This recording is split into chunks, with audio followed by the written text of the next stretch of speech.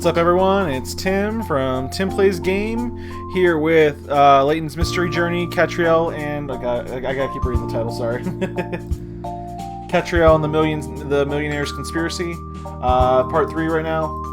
I think we're in the 3rd case. Let's see. Yeah, the team here. The projectionist Seymour's pet, Mina Bird. The Major is allowed sometimes to fly around freely around the projection box. Katrielle is forced to give up on her popcorn dream, instead goes on a hunt for Mr. Tor, the chief editor, but it appears he's left the theater, so that's where we're at right now. Before I talk to him. Yes, I just saw Mr. Tor had to go out to the door a few minutes ago. Alright, so that's probably what we'll go next. So I'll talk to everyone, see if there's any puzzles we can start with. Oh, you're still here, are you? May I ask what you're still doing here, madam? Aren't you going home now that the screening has been cancelled? Haha, goodness me, no, not before I finish my popcorn at least. That rich buttery aroma and that deep invasive scent of a durian that wafts her. Okay. So there's no puzzle here. Oh, hello, Katrielle. What a terrible thing that happened. I can't believe someone would steal the end of the film. I'm afraid I do have to ask, Pippa. This isn't another one of your ruses, is it? No! Then why are you still here at the theater? The culprit often returns to the scene of the crime, you know. No, I felt it my duty as mayor to see if there was anything I could do to help smooth things over after all the hullabaloo before. But we already know that you enjoy a good hullabaloo, don't we? Like the hullabaloo of a festival, for example. No. Okay. So, here we are. Going this way. All the guests have gone now. It's deserted in the lobby and outside. How about the man standing by the entrance? Do you think he could be editor? Editor, get it? We won't know unless we ask him.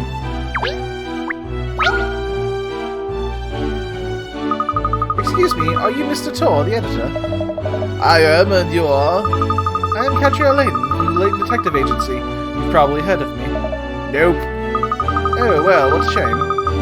Still, you know me now, don't you? Mr. Barnum has asked me and my colleagues to investigate the case of the stolen kiss scene. We'd very much like to take a statement from you, Mr. Tor. After all, you've worked with Maverick Director for many years, haven't you? I'm surprised a kid at your age has even heard of me. Alright, let's see what else you know. I bet you haven't heard of this Rector film, have you? Oh, we got a puzzle. Okay. Alright, first puzzle of the night. Tales of the Unexpected. Okay. There's been an incident at a farm where all of the cows have disappeared. According to a witness, a UFO sucked them all up, and some aliens came out. Now, for reasons that will remain classified, you need to place an alien in each of the spaces where there is currently a cow. Select a cow to suck it up into the UFO and swap it with an alien, and vice versa. The creature coming down from the UFO will take the other empty space. So what do I have to do here now? Each of the spaces where there is currently a cow.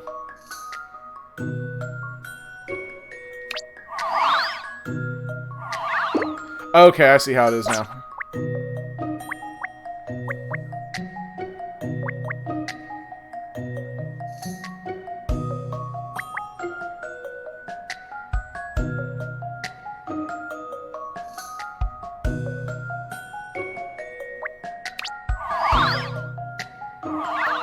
So one's gonna get sucked there. So we just keep going down this fashion.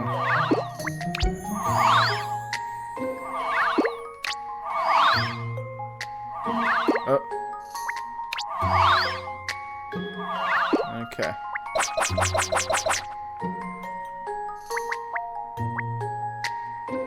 Maybe if we start the other way.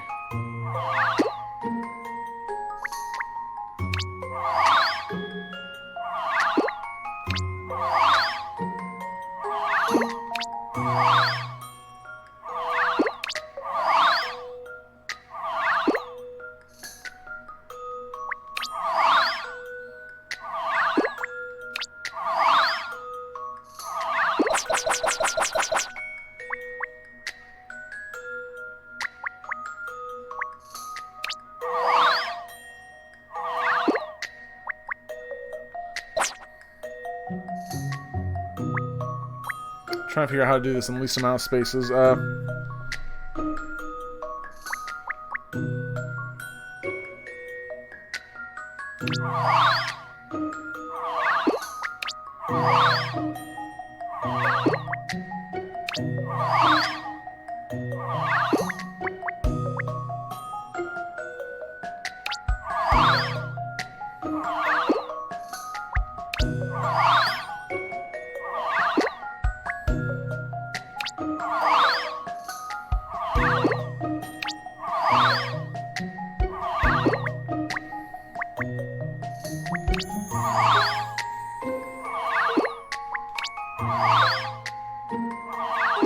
Okay.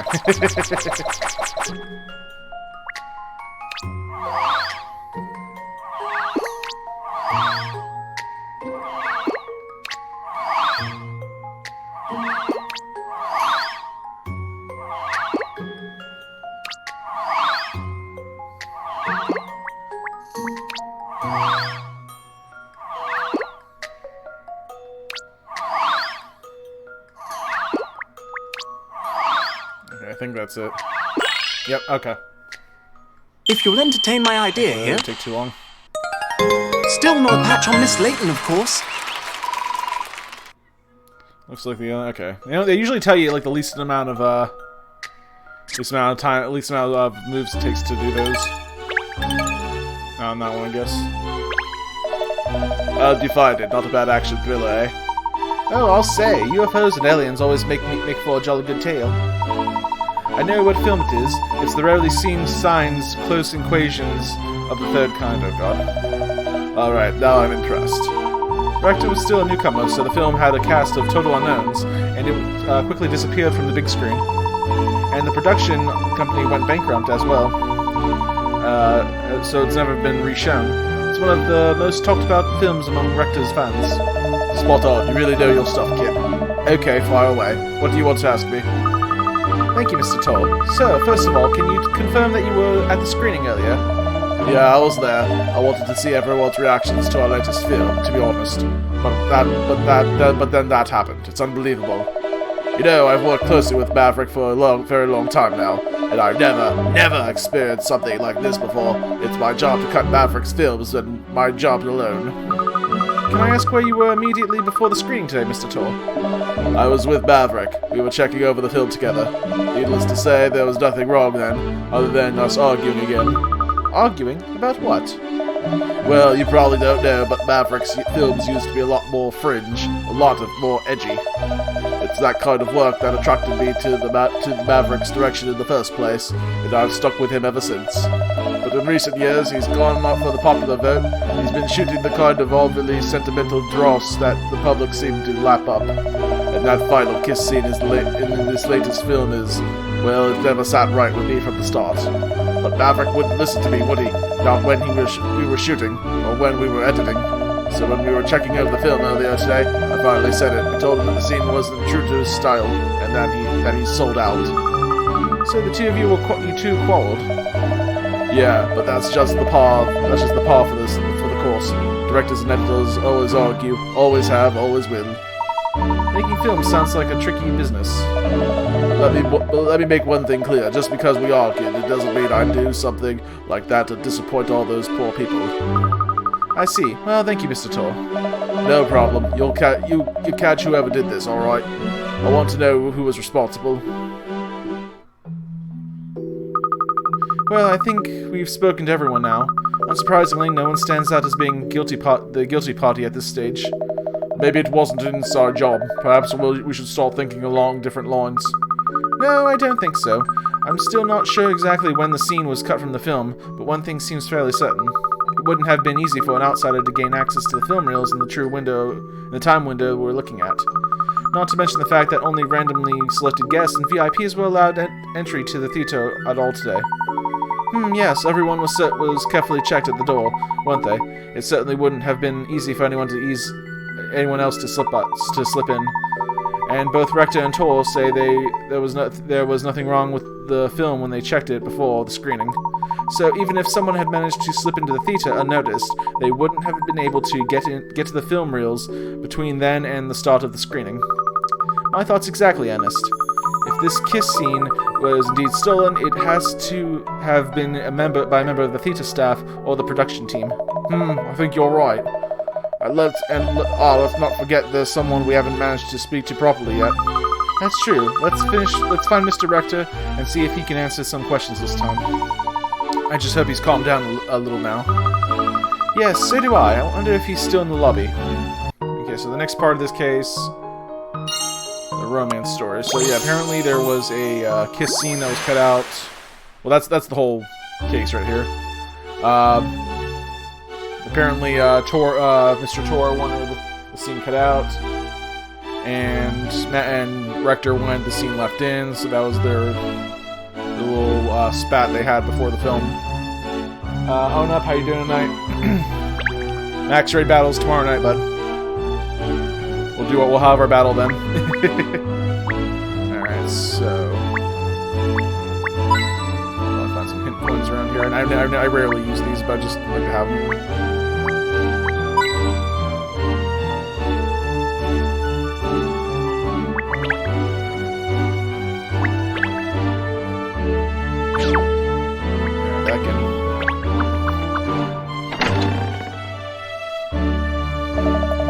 No director. But there's Emiliana. Look, perhaps she'll know where we can find him. Yes, let's go and ask her, and we can find out how her profiling is going at the same time. Doesn't have anything. Okay. Oh, still here pretending to do a real detective work.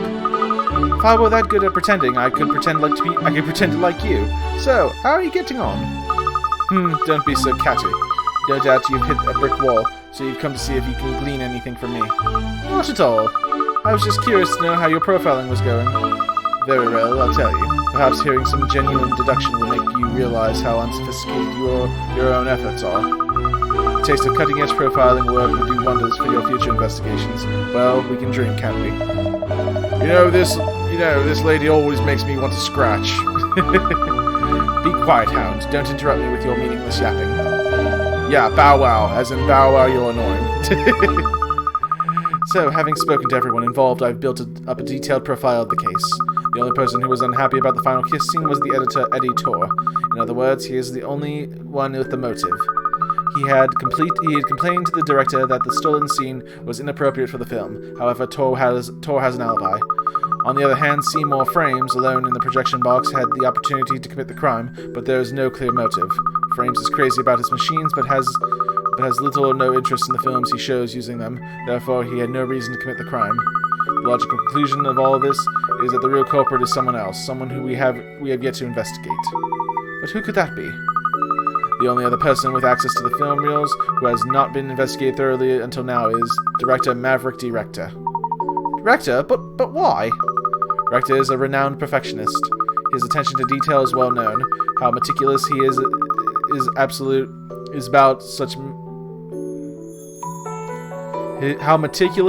about such I don't know how to pronounce that word, I apologize. Minutiae as the shape of clouds in the sky or the sound of waves. And it would appear that the final kiss scene in this latest film of his had been troubling for him for some time. The perfectionist in him just couldn't decide if the scene was up to scratch. It was worthy of inclusion in his magnum opus. He agonized over this right up until the premiere screening today, when finally he made up his mind. The scene had to go. With no time to lose, he cut the scene from the reel and either hid it or disposed of it, all for the sake of the perfect film. That is the outcome of my analysis of all the available evidence. Very interesting. It's certainly a plausible theory, Emiliana. Oh, I wasn't expecting you to accept it so graciously. But something about it just doesn't sit right with me. What? Do you have a problem with my profiling? It's not exactly a problem, no. It's just something I can't quite put my finger on. Miss Layton's deductions go beyond logic and reason, you see, Emiliana. Logic and reason, the two things that that most detectives work with. They have a magic all their own. Ha! Magic has no place in case solving, Ernest. Katrielle is worthy of a hunch, nothing more. And hunches are unreliable. Well, anyway, I think we should have another chat with Mr. Rector. He was too upset before to give us any useful information. Well, that is certainly true. The more information we can gather, the better. Ah, and talk of the devil. That's him over there, isn't it? Oh, yes, and he's with Mr. Tor, it seems. Looks like something is going on between the two of them. Eddie, there you are. I tried to get like a... Here's the thing. I tried to use like a Nigel Thornberry voice with this guy, but I couldn't like pull it off, and I don't want to do it again. Eddie, there you are. Have you got a minute? Sure, actually, there's something I need to talk to you about too. But not here. Can we go somewhere a little more private? How about in the auditorium? It's probably empty now. We should have the place to ourselves. Suits me fine. Did you see that, Miss Layton? They disappeared in the auditorium together. Yes, this is an interesting development. We must sneak in there as well. Oh dear, you keep playing your private eye games, Katrielle. Some of us have real work to do.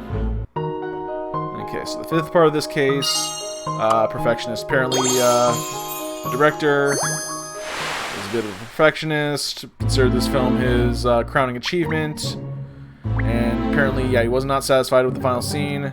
Miliana has conjectured that he cut it out of the reel himself, but is she right? I mean, like, he kind of sabotaged his own film in that respect. Okay,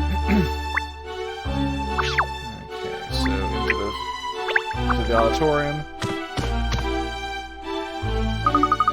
That's strange. We all saw them come in here. Where have they disappeared to? Over there, Cot. Yeah, right on the stage. How did we miss that? Alright then, Eddie. Why don't you just admit it? You're the one who cut the scene, aren't you? You never liked it. You've had a problem with it from the first day of shooting. Yeah, and you knew that, but you refused to cut it yourself, you stubborn old fool. Who's the director here? Me? I am. If I say a scene stays in, it stays in. Or did I misunderstand the meaning of director for somewhere? If you've got a problem with the way I make decisions, then the first partnership of ours is over, as of now. It's over, you say? Oh, Maverick, you've done it now. Like, this is their fighting stance, like, ooh. Please, let's all calm down and try to talk about this rationally. Oh, where did you spring from, Miss Layton? Never mind that now. Just take some deep breaths and calm yourselves down. Breathe in and out, and some more, and a little bit more. That's it. Keep. Are you trying to kill me? Of course not. I'm a detective. I much prefer investigating murders than committing them. Anyway, it's clear that you two have some unresolved issues. Oh, you overheard that, did you? We were just letting off some steam about the film, that's all. Seems like a little more than that. The end of your partnership together. This know-it-all thinks he's God's gift to romance films these days, but his love scenes have always been a total disaster. It's only my editing that saved them all these years. It's thanks to me that he's produced so many hits. But does that mean anything to him now? Not a jot. Well, he might have chosen to forget, but mark my words, I haven't. I mean, what about this love scene? Another puzzle, alright. There we go, yeah, have Rabbit do the editing.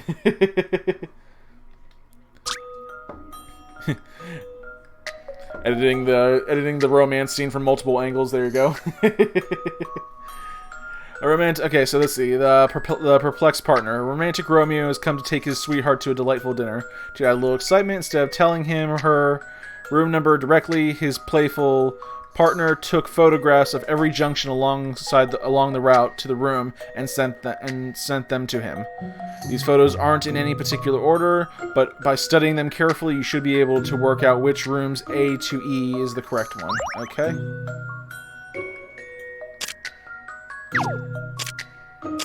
Okay, I see.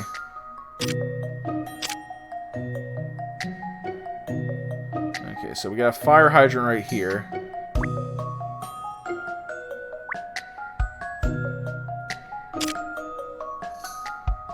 So let's see. We got the memo setting.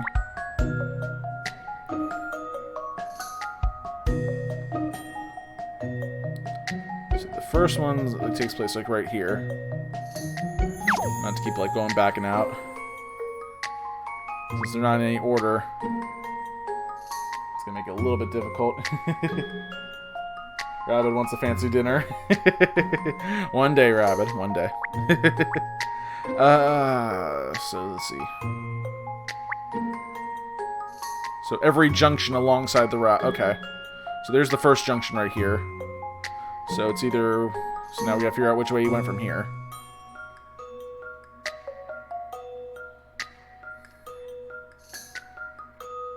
Now, if this junction... Okay. So looking at the photos again. This one right here, let's see, there's no... If he went this way, there'd be a photo of a wall on the left. But there's nothing like that, so I think this one's out. So I'm gonna blank this. So this is the right one right here. I'll put a circle there. This one did not happen. So they didn't go this way. This one right here, okay, so we see a junction like right here, this one. So this could have happened. But then also at the same time this one could have happened, so those two are still in it.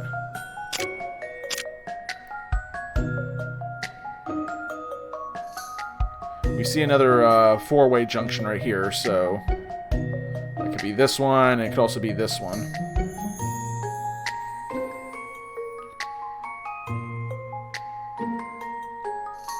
This one, okay, this photo right here on the far right kind of has me perplexed a little bit because it's a right turn. And then we have this one right here, which is just a straight wall, so it's a three-way intersection.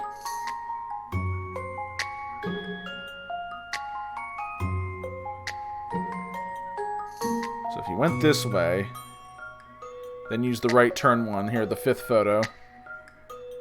Then went this way. That's the four-way intersection. Took this one right here, and then finished it up. No, I don't think so. Hold on. Jeez.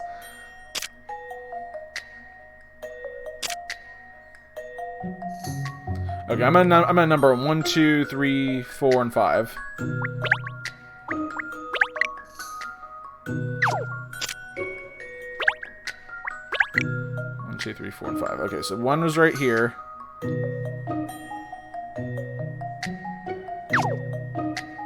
Now, if he went this way next, the third one would be here.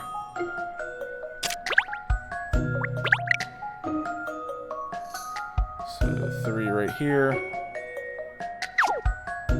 Now, if he continued on this way, we get a four-way intersection. That's the first photo. So this is 2. This is 1.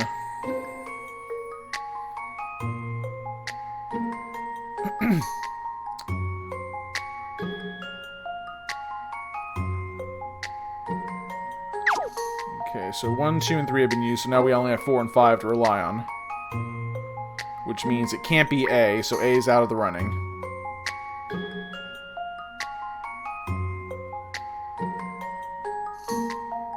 It looks like it could be D.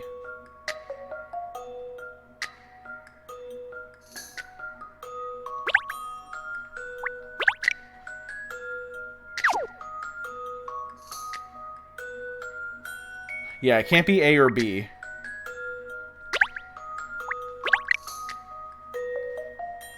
Yeah, so A and B are out. It's probably D, but let's go through that possibility. 2 is right here, 3 would be right here.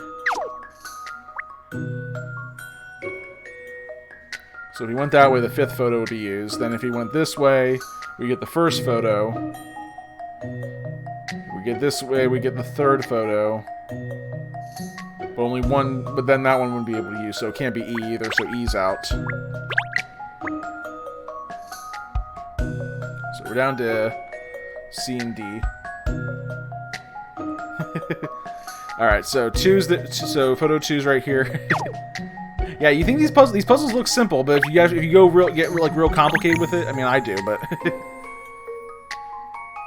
so 2's right here, then we go this way, 3. Now if he turned here, okay, so he wouldn't be able to go this way. This one's out.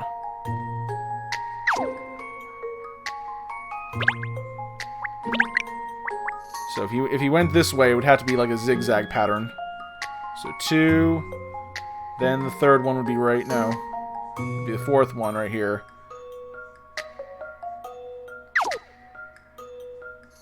Third one, the first one would be right here. Then you have to go this way. This would be the third one right here. But then the fourth, but then we wouldn't have the fourth photo, so the answer's got to be D. It's either C or D. I'm on 99% This is an sure interesting it's one. D. Yep. And that's how it's done. Be nice if they put the freaking photos in order.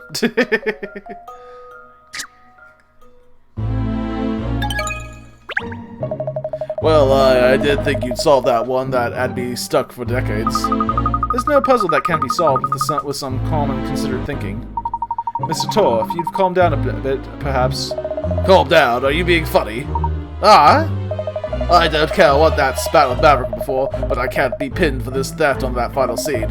I mean, it's a matter of pride. What sort of editor would do something like that? I say, miss, I don't think this fight is going to sort itself out anytime soon. Oh, well, never mind. It's rather fun to watch, shall we? Great idea, Cat. Let's just forget about this case and watch the two prime suspects argue instead. Don't be snide, Shell. If we listen in, they might let something slip that gives us a lead. 4 players, how you doing tonight? Sneaky cat. You're one sneaky cat. Pride. That's more important to you than honoring the decisions of made by the director. Cut scenes you will never ask to cut.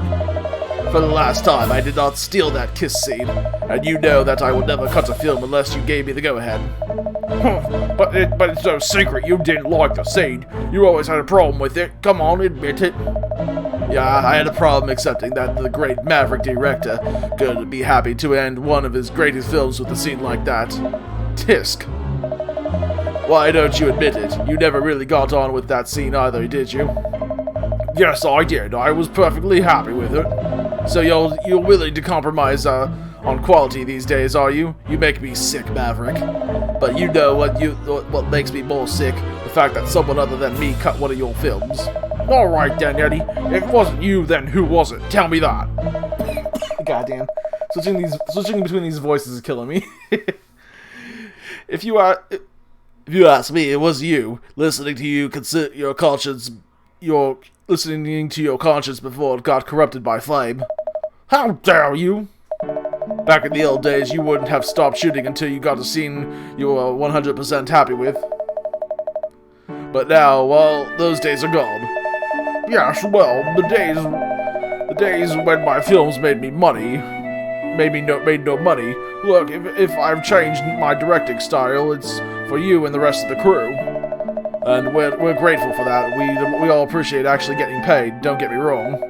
But does that mean you have to make such a huge compromises in the production, does it? Mean you can't be true to yourself anymore?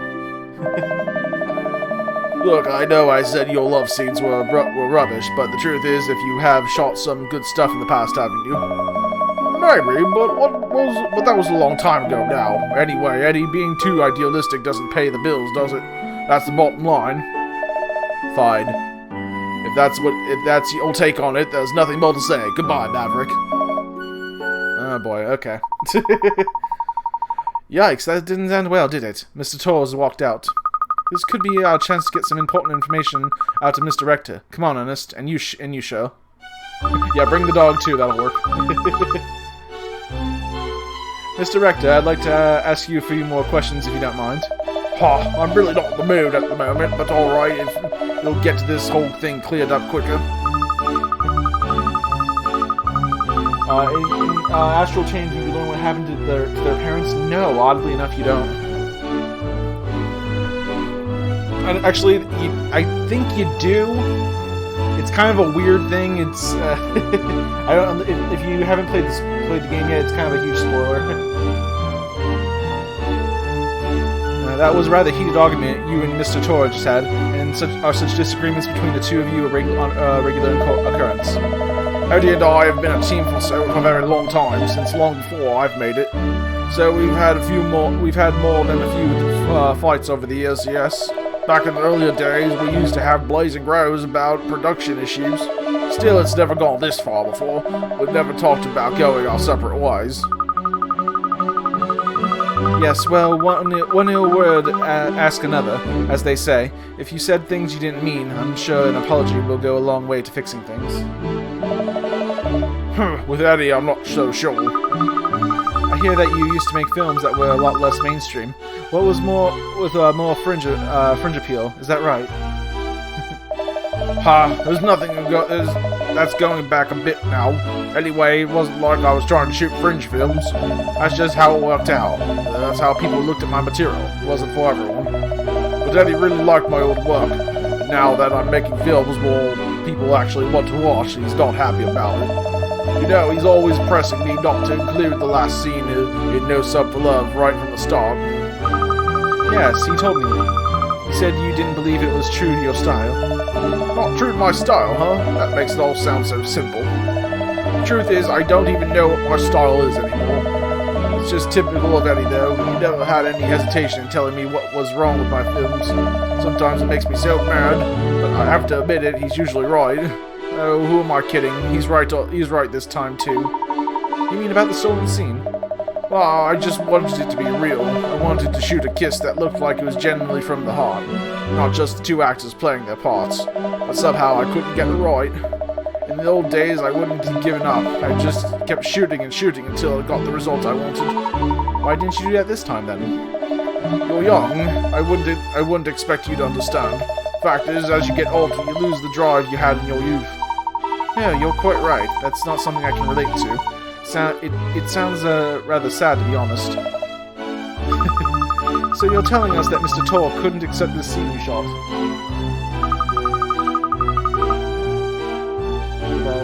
Well, I like being a shooter. Sometimes I wonder what it'd be like to call they or them. If you have enough personalities, yeah, you can be called they or them. That he cut it from the film without your permission. Yes, that's his job after all, cutting film, and he's very good at it. I can't really say I blame him, but this is all my fault. This might seem like a strange request after everything that's happened, Miss Layton, but could you try to keep this quiet? Eddie did it for my benefit at the end of the day. I'm afraid that won't be possible. What? But if this comes out, Eddie's career is over. Is it really worth destroying the man just for some sense of obligation to uphold justice? That's not the reason at all. It's because Mr. Tor didn't do it. You see, the fact is, you are his alibi, Mr. Rector. Exactly. You and Mr. Tor were working together at all times until the start of the screening, weren't you? And when you checked over the film reels together, you found no problems. So, if Mr. Tor was never out of your sight after this time, then however much you disagreed with the inclusion of that scene, he had no opportunity to cut it. I suppose that's true. So someone else stole it then? Well, that's wonderful. Miss Layton. Oh, sorry. Good. It looks like I have all the evidence I need now. Okay, so that is the final piece of the puzzle, apparently. Oh, non-binary way. Harry, how you doing tonight? This is the film just before the screen. So yeah, basically, the director and the editor are both each other's alibis because they were both together, which means either they both committed the crime or neither of them committed the crime. So that rules out both of them, or it makes them both the culprits. So let's go over the cases real quick. Perfectionist. Rector was a perfectionist. Minor bird. Apparently, the guy running the projection booth has a bird named Major. Brings it to work with him in a cage. The bird can speak, but it's unclear whether it can understand humans. Just before the screening, the editor and the director checked the film reels. They both found no issues with it, and the last scene was present at the time. The bird in the cage is allowed to fly free in the projection box and has been known to get through a lot of popcorn on occasion. Machine Freak, the projectionist, the guy running the projection booth, named Seymour Frames, has named all of his beloved equipment, but has little interest in films. Before the screening, he was in the projection box preparing. And then there's a romance story, though once more inclined to fringe material, it seems Maverick Director, that's the director, has recently shifted into more mainstream romance-oriented films. Okay. So, I think we're ready to solve it.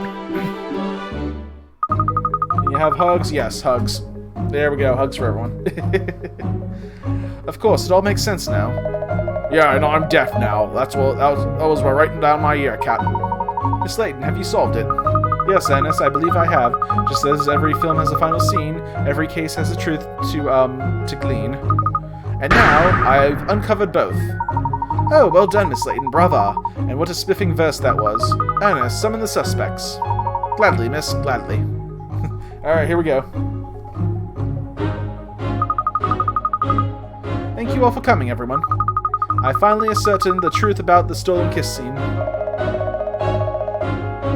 After I finish this game, can I play the station? Yeah, I'm gonna look into that game.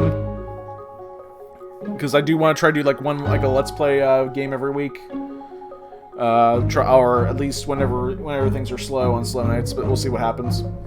Really? Who did it? Come on, spill the beans. I want to know who did this to me, and why. And how, that's what I want to know. When was it cut out of the reel? Tell us, Mr. Detective. Put us all out of our misery, please.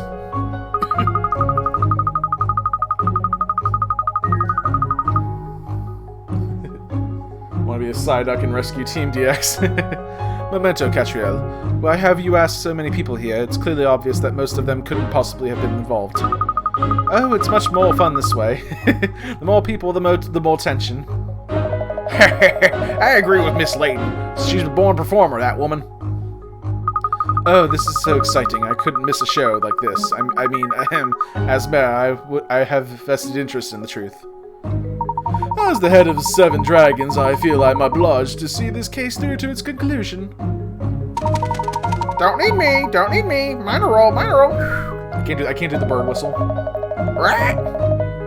And I really don't care what happened to that scene. Can I just go? Come along, Miss Layton. We're all dying to hear the truth about this case. Who the culprit is. Let's not rush. This is a detective's moment of glory, after all. True, if this were a film, I'd be having a good suspense track running in the background and really drawing it out to build up tension. Exactly. Now let's get to the case. This was an extremely strange affair from the outset. The final a scene stolen from the film on the very day of its debut screening. So what could be the truth behind it? No doubt you all have your own theories and ideas, but I'm not exaggerating when I tell you that the real truth will make even the most outlandish theory of yours seem tame. Because you see, the truth is always stranger than fiction. Okay, Cat, is this just a Shaggy Dog story, or do you actually know who did it? Alright, you couldn't let me milk it, could you? If I had to identify one culprit in this case... What? It would be... you over there! The bird. Didn't do it. You can't make this crap up. Major minor. When the reels were being switched during the screening, you did a major minor poo on the film. What? A poo? And his poo hit the all-important kiss scene. Is that it? But surely a little bit of bird poo could easily be wiped off the film. Would everyone please stop saying poo? Indeed it could, Mayor Loanida. Which is where the second guilty party in this escapade comes in. You, Mr. Seymour Frames. Yep. All the equipment here has just recently been upgraded. Mr. Frames cares for his projection machinery so deeply, he couldn't bear the thought of running a soiled film through it, even if the excrement had been wiped off. So he cut the infected scene out of the reel altogether. So it's his doing then? Yes, but with the Major resolutely denying everything, it's going to be hard to make it stick. Oh, poo.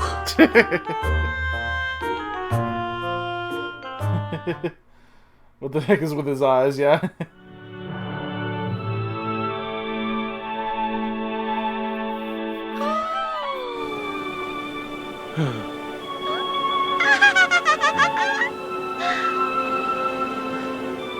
Like duck season.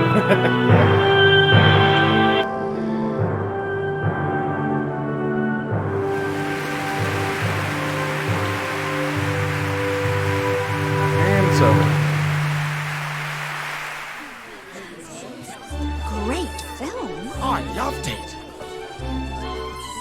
that kiss scene come from? Apparently, Mr. Rector. He cut in an old scene of his own to replace the missing one. It's a clip of himself kissing his lover, shot a long time ago when he was still just starting out as a cameraman. Foxy. Secretly, it was supposed to be a film about his own love affair. So the clothes and everything match the style of the other scenes perfectly. That's how he integrated it so seamlessly. You've got to hand it to the old dog. It's a very moving scene. Yes, because it's full of genuine emotion. They weren't acting. It was Titanic true ripoff, love. Exactly. If only someone would give me a kiss like that. Just imagine. Fishing. What? Oi, Pinstripes, what are you imagining? Exactly what you think. Nothing. I was Just what? Spit it out. No. What, you dirty mongrel? Ah, it's adorable. Okay. Take the hint. Naval Advance No Sub for Love was a hit at the box office with its passionate final kiss scene. And now Maverick Director is currently working on a new, albeit not too mainstream blockbuster. Oh god, what's this one called? Okay, good.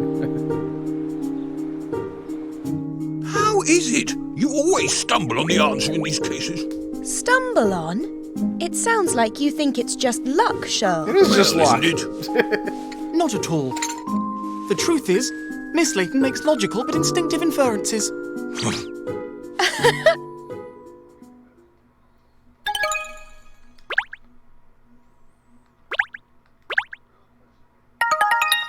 Alright, so I think we're on to case 4 now.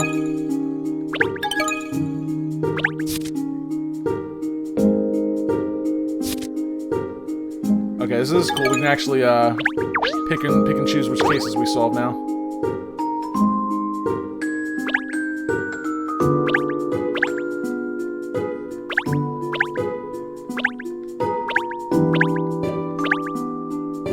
So this one will be Pet Pandemonium. Madame Dublis, leader of the 7 millionaire dragons, needs help to find her precious pet. Okay. Guess they're not solving another murder case. Ernest, that book you lent me the other day. Oh, have you read it, miss? Did you enjoy it? I thought it was a real page-turner. Yes, well, I did turn the pages, certainly. Although that's true of any book, of course. I mean, it was interesting in a way. But in a way, it really wasn't. Make up your mind.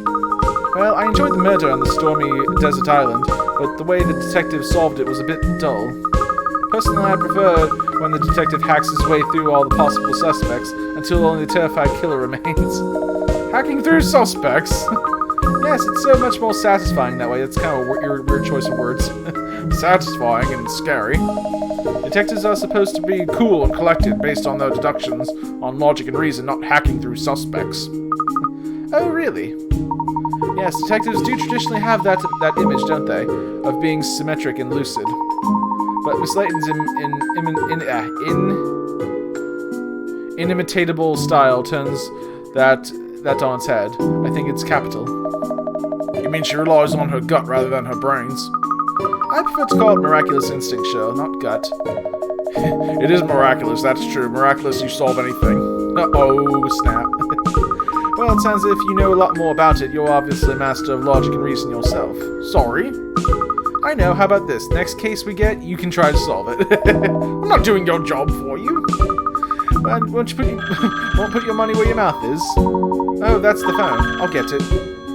Have the dog solve the case.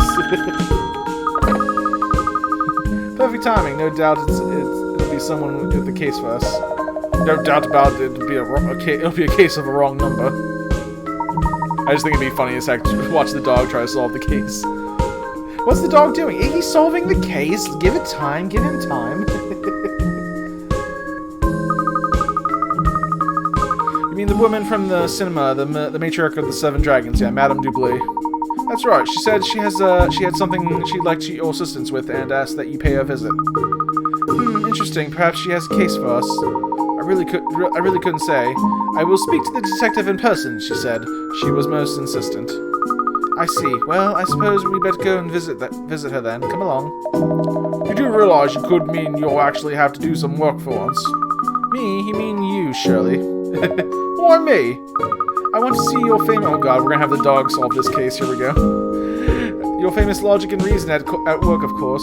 You're going to solve this case. I am. Wouldn't you like it to see... Wouldn't you like to see if she'll solve a case, Ernest? Rather, that would be a jolly hoot. Well, at least it would mean I wouldn't have to watch your bumbling through your another investigation. Alright, you're on. Show is on the case. Excellent. Good luck, Agent Show. Agent Show? I like the sound of that.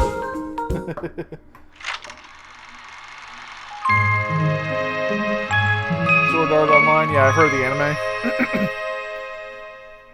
I mean, it's about online it's about like online gaming. I would like to see like an actual Sword Art Online MMO. I might be interested in that. Other than that, though, I hear like it's kind of a hit or miss. Hit or miss anime. Some people like it, some people just don't.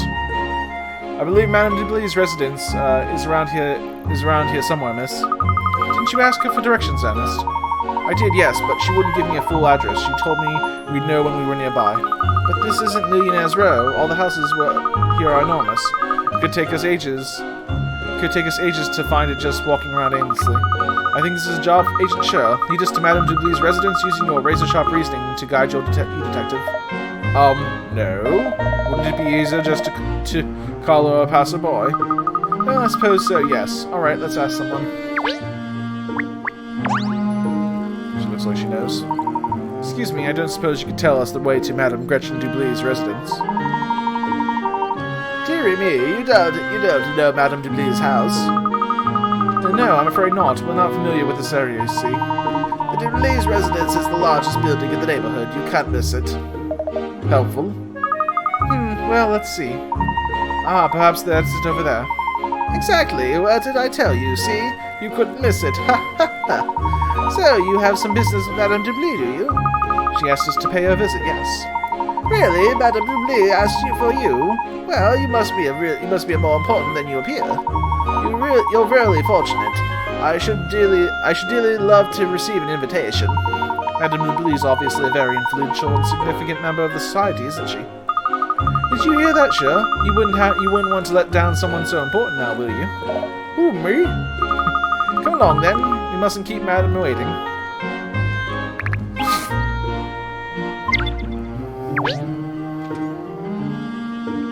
Yeah, complete with the headset, that'd be awesome. Hello. What have we here? This is the well-to-do part of town, you realise? I'm always on the beat around these streets, making sure there's no unscrupulous characters lurking. Good to know.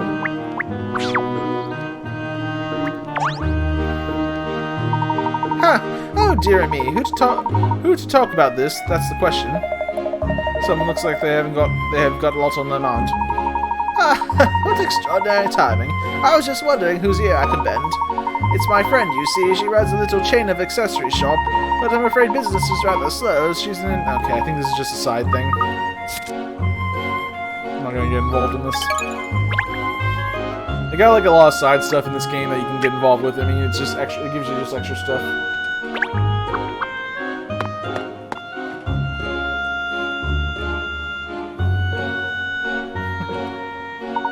Gosh, so this is Madame Dubley's residence. What a magnificent mansion.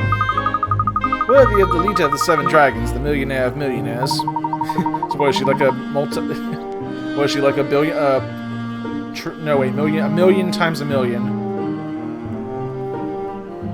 Yeah, that would be trillion. I think that would be... Sorry, my math is terrible. I think that would be like a trillion.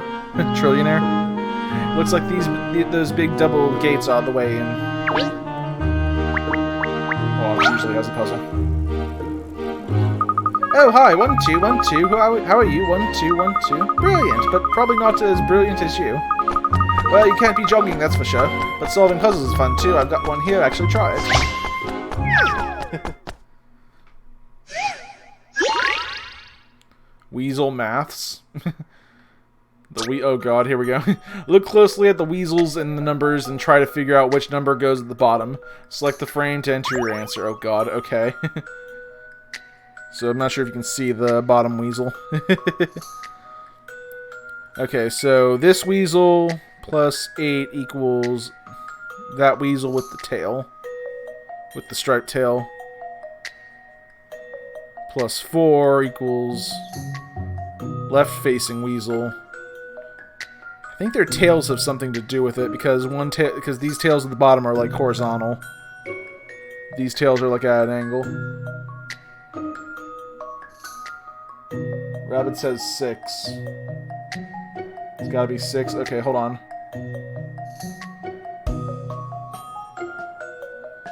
I gotta figure it out though, like why...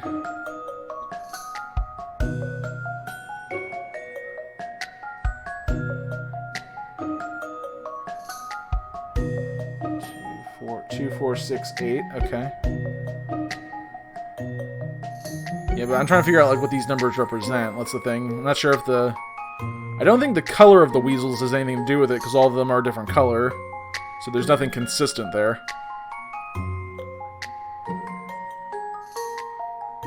They're all facing away from each other, or towards each other. 4 says 3.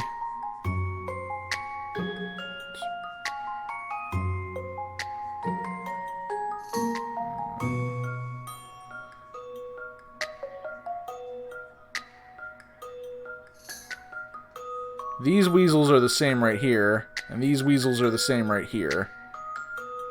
So, plus 8, plus 4, and then you get this weasel.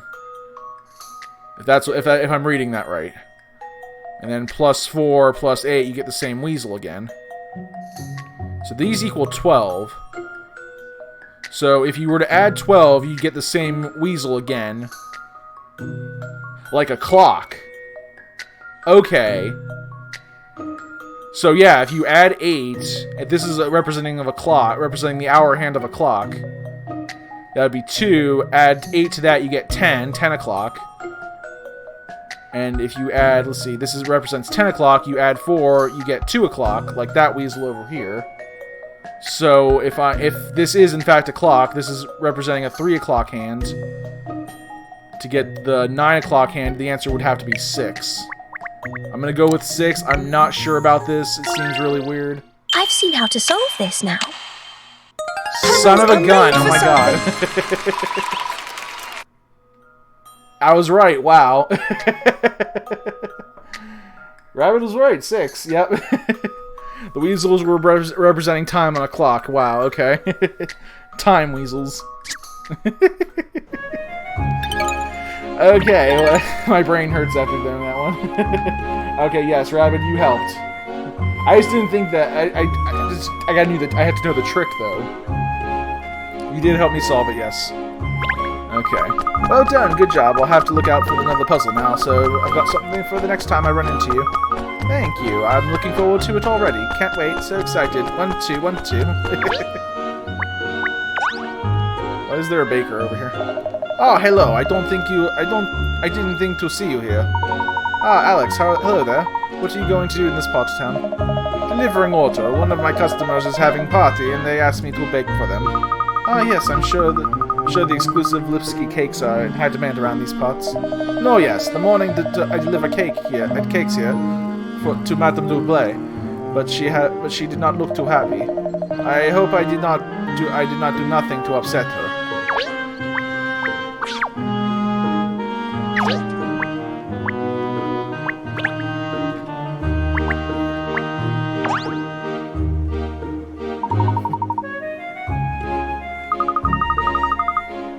If it's alright to just go in. Hello, is anyone there? Ah, good morning. Good day. You must be from the detective agency. Patam is expecting you. Please follow me. They just call her Maid. That's her name is Maid. Couldn't even like give her a name like... I don't know. The dog, miss, is he with you? Absolutely. He's one of the team. I see. Well, in that case, do come in, sir. Don't mind if I do. You can't wait. You can't hear what I'm saying, can you? Woof, woof, woof, woof, woof. What a talkative little fellow he is. Isn't it charming? Charming, Cheryl. Did you hear that? Oh, I wasn't really listening. What? So that compliment has nothing to do with why your tail is wagging 10 to the dozen. No.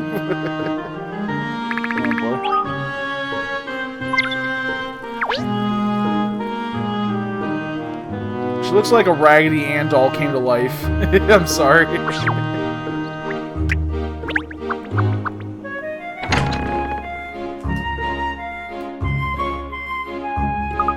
I shall just go and tell Madam that you've arrived. If you could all wait here at a moment, please.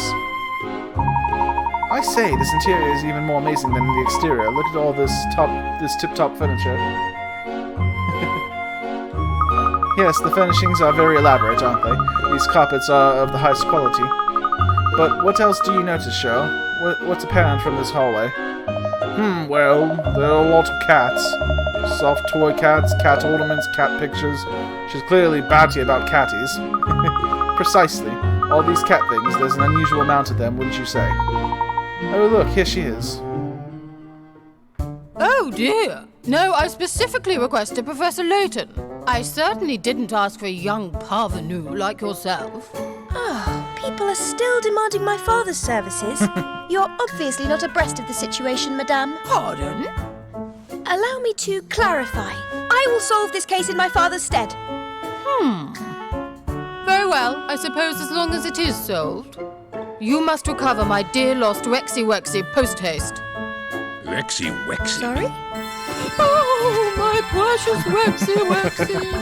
Where have you gone? Where? I'm so worried. I can't sleep at night. Oh. Yeah. Yeah, no idea why Rexy Wexy would want to get away from that. I simply have to find my poor Rexy Wexy. But before I entrust you with the task, I must be sure. Sure? Of what, madam? Oh, of your abilities, darling. I don't permit any of old riffraff in my employ, you know. I demand the best. Okay, I won't laugh, Rabbit. Still, I imagine a daughter of the great Professor Layton would have no trouble with a conundrum such as this. Alright, puzzle time. 43. Puzzling pearls. Here we have some mysterious shells. When you close and reopen them, the number of pearls they contain double. The maximum number of pearls each shell can hold is 8, and the shells cannot shut if they have 5 or more pearls inside. Can you make each shell contain 5 pearls? Select the button above the shell to double the number of pearls it contains. It's possible to move 1 pearl at a time from one shell to another by pressing and holding A over it. Okay. You select an arrow above the shell, it will close briefly, and then the number of pearls inside will double. Maximum number of pearls they can fit inside one shell is 8. It is also not possible to close a shell containing 5 or more pearls. To move a pearl, okay, press A and hold it.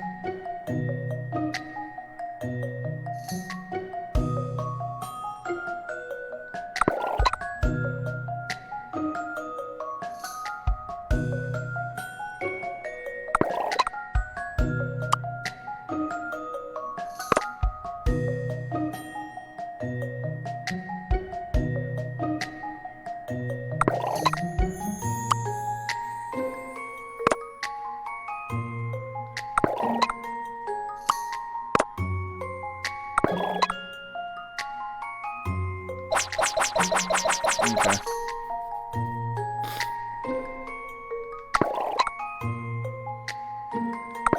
What's that? That becomes 4.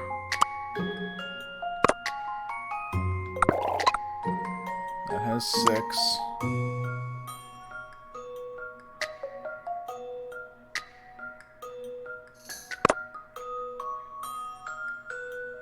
That has 5. That has 2.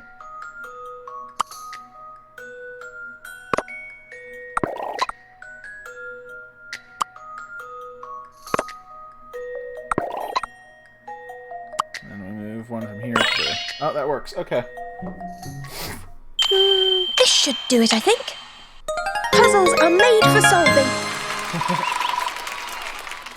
Yeah, I wouldn't like it if Nikki ran away. The problem is my dog is way too timid to actually run away.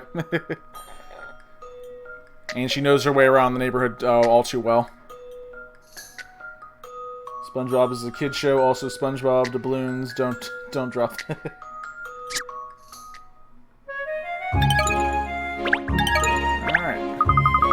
Are you sure now, Madame Dublé? Have I proved my abilities to you? Yes, that was most impressive. I feel quite reassured. Congratulations, miss. Now we can find out what this case is all about at last. Weird cat stuff around here. So, madam, perhaps you could tell us what it is that you'd like us to do. Naturally, that's the whole reason I asked you here. It's really quite simple. My poor Rex vanished yesterday. You see, you simply have to find him for me. I see, and this Rex is the Rexy Wexy you were mentioned before, I presume. Yes, my beloved pet. Oh no, Rexy Wexy is so much more than a pet. He's a family, I tell you. And you say Rexy Wexy vanished? That's right. It's too awful. I've looked everywhere for him, but he's nowhere to be seen. Oh, Rexy Wexy, where have you gone? It's a mystery, Miss Layton, a complete mystery. Please don't trouble yourself, madam. When I investigate, I have no stone unturned. I leave no stone unturned. We will find him. Gosh, a member of the family missing. How terrible for you. Well, we'll track down Rex without a moment's delay. Oh, please do. I'm simply beside myself with worry. So, madam, I'd like to ask you a few questions about your missing pet, if I may. Yes, of course. I shall do anything I can to... Oh, my goodness. What's that, What's the matter? Look at the time. I'm terribly sorry, but I have a luncheon engagement. Dear me, my appetite isn't up too much at the moment, but one must keep up appearances, no matter what. Just a moment, please, madam. I would naturally assist you in this search if I could, but these business luncheons are quite unavoidable. Still, I'm confident I can rely on you. You'll find my Rexy Wexy for me, won't you? Now, do excuse me. Oh.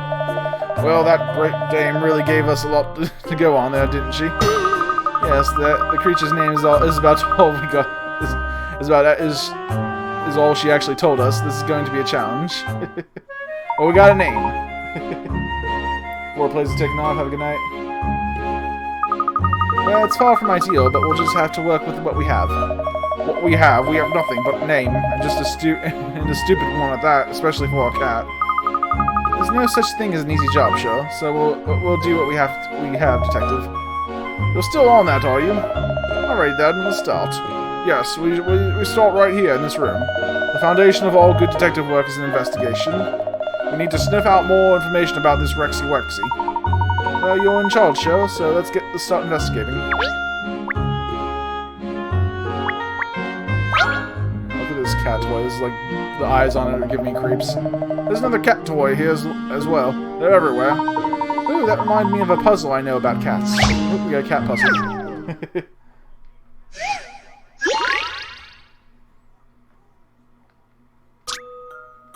Okay, these 10 cats need to be divided up into pairs in accordance with the following rules. There should be 3 pairs of cats of the same type, in other words, the same shape and coloring. If a cat is wearing a ribbon, the other cat in the pair must also be wearing a ribbon. Press and hold A to pick... Okay.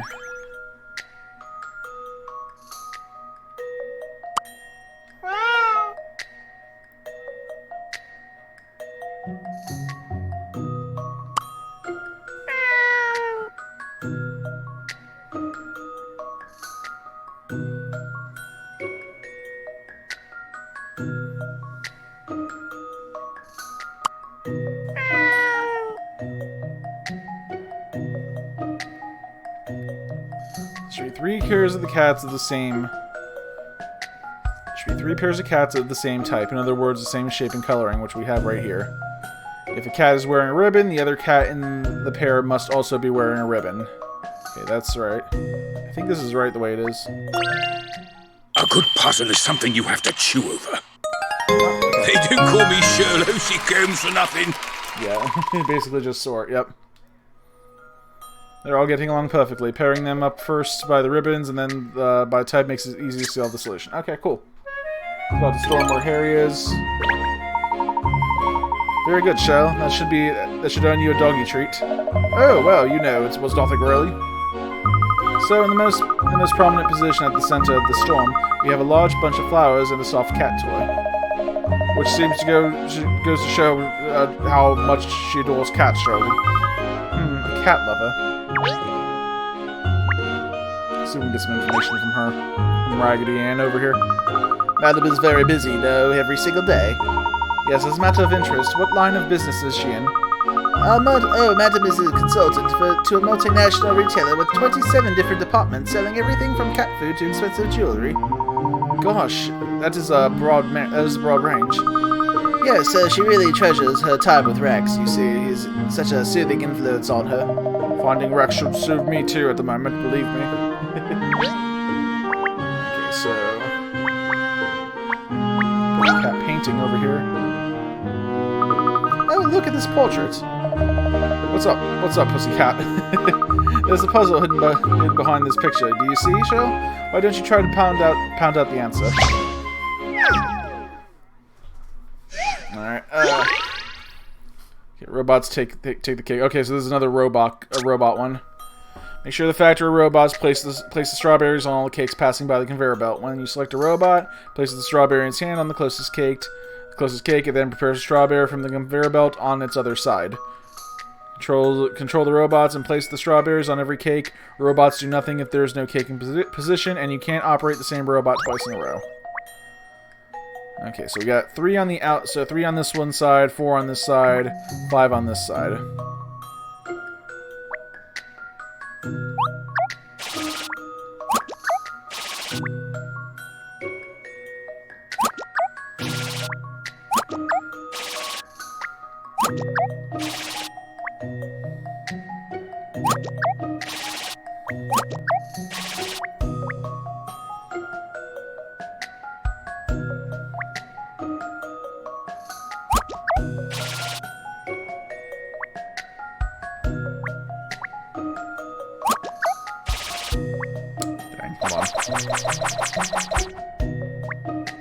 Go this one first, because it starts in the left hand. Then that one. Then we gotta go back to this one. Okay, I gotta keep things evened out here.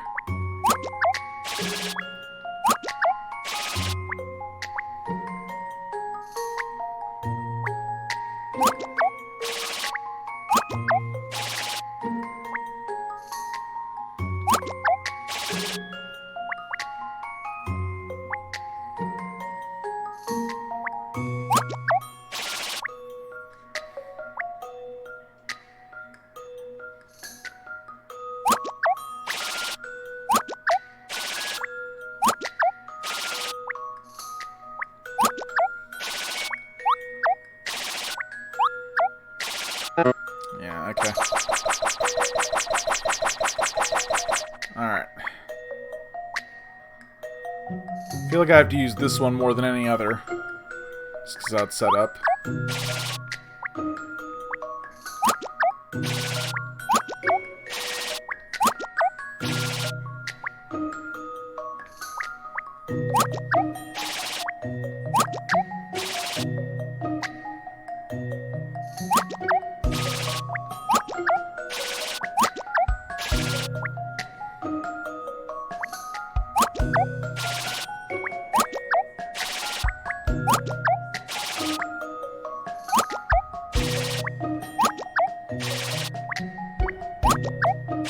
Oh my god, I was right. Yeah, you just have to keep going back and forth. You have to kind of avoid that middle robot from time to time.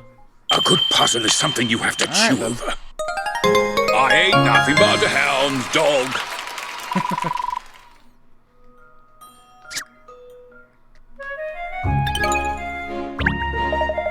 Well, I certainly wasn't expecting to find a puzzle behind a painting, or be made to solve it. Puzzles everywhere on this world, Shell. Keeps us on our toes, doesn't it? Or in your case, on your paws. Because he's a dog. Okay, what else can we find? I gotta say, this is an awfully clean place for just because a cat lives here. Like, every place I've ever been to in my life that has a cat, it's just like not this clean, I guess. I mean, she has a maid, but even then, kind of just strikes me as odd.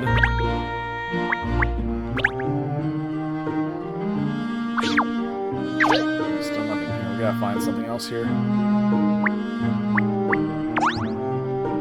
Big stuffed cat toy. That desk looks like an antique. It's rather understated, but I expect it's worth a small fortune. And let's not forget the obvious, that the whopping great stuffed cat sitting on it. It's cute, isn't it? I wish I had one. Cute, really? I think so, don't you? Oh yes, of course. Though it could never rival you, miss, actually, naturally. It's strange, though. Cats are usually very destructive creatures, but there's no signs of scratching or gnawing on any of the toys. No claw marks and no teeth marks. Aha, so Rexy Wexy is an upper crust kind of cat, scratching and gnawing up beneath him. Oh, jolly good, show. You're like a real detective. No, you don't have to go away, Rabbit. Stay here. The party's just getting started. Well, I think we've explored the hallway here enough, don't you?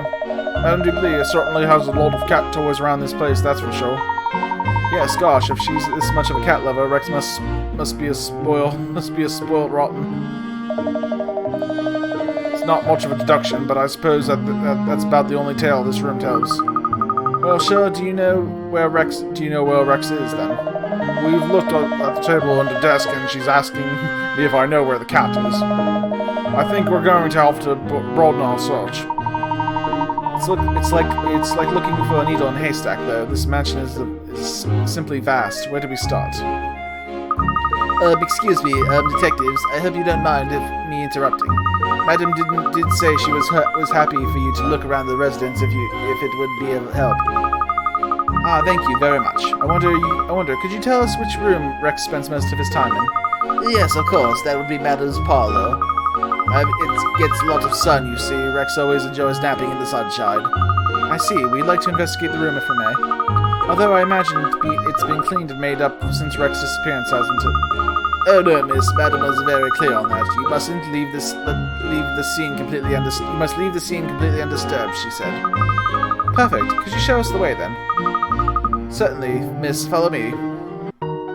Okay, so the first part of this case, cat toys and ornaments. There's a lot of cat toys around here, but like none of them are scratched up or chewed on. I don't see a litter box anywhere. Seems that she's a cat lover, yeah. Okay. So it's a very weird cat.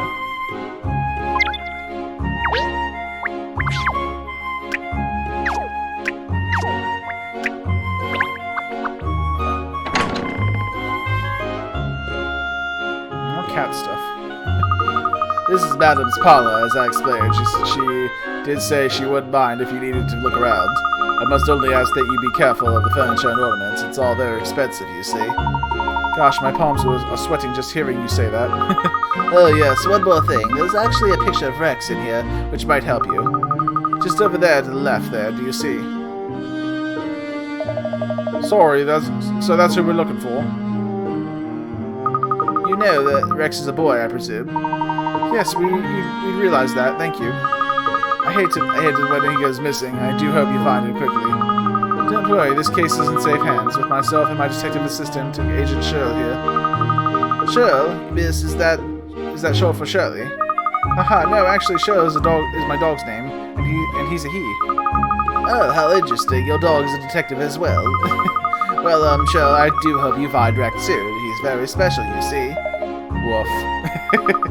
Ha ha, pretending to be a normal dog for the maid's benefit, are you? How considerate of you. So then, let's see what we can discover in this room. Isn't it a lovely space? It's so warm and inviting. I've got my eye on one of those plush sofas myself. So this is where Rex spends most of his time. Which means we could very well discover an important clue in here that will lead us to the missing animal's whereabouts. So get on with it, Shell. Go, boy. Go find a clue. I thought I was in charge of this investigation. Stop trying to take the lead. I'm still the manager of the Late Detective Agency, Shell. You work for me, remember? The dog's life. Good luck, Shell. I'm sure you'll find something. Come along, then. There's no time for sitting still. We need to have a good look around in here. Cat toys.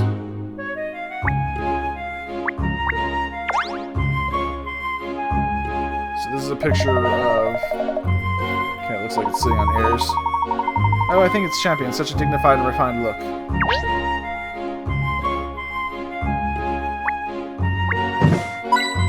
Found a hint coin.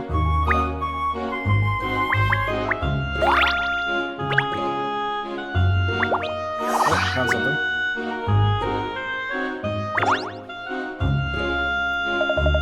just me. Does anyone else see the think this plant looks like it's been eaten? I wonder why there would be teeth marks in a plant like this. Ah, well, I think you'll find that while cats are carnivorous creatures, they do at times eat plants. So I expect this is Rex is doing.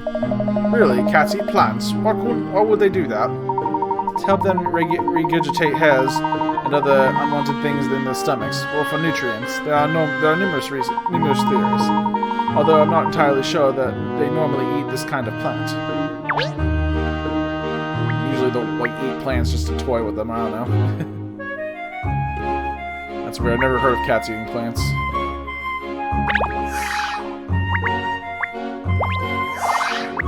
Looks like the fruit's been eaten too.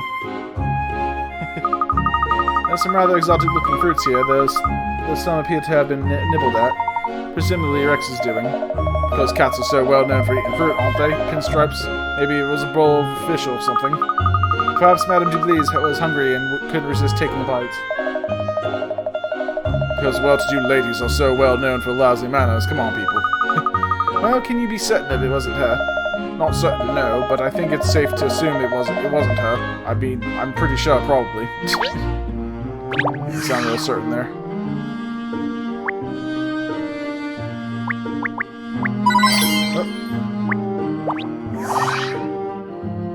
Okay, so now it's eating bananas. Watch where you're treading, Ernest. There's some banana skins on the floor.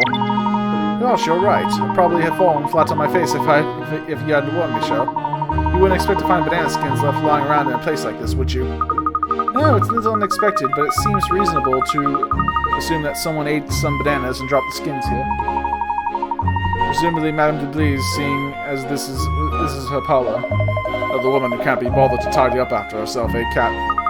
Not that bad, Show. I don't leave banana skins lying around. Banana skins.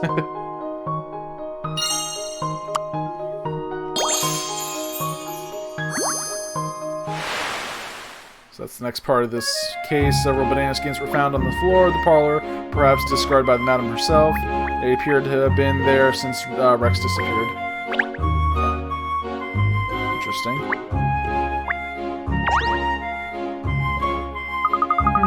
The French door is looking out over the garden or ajar. Yes, the lock doesn't close properly. Gentle push and this door pops open. You don't have to be Sherlock O.C. Holmes to work out what that means. Obviously, there's a good chance Rex escaped this way. Okay, well, that's everything we can find in the room.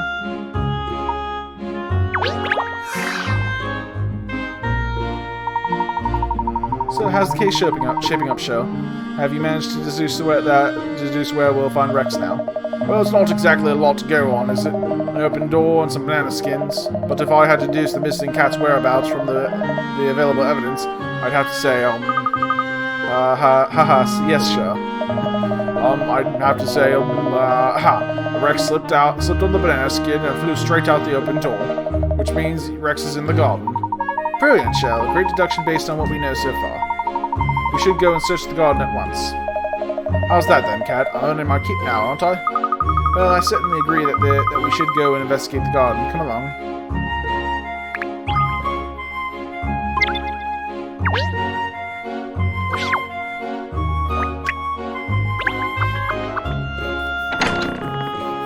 I'd love to have a garden like this. Oh my god. The fountain.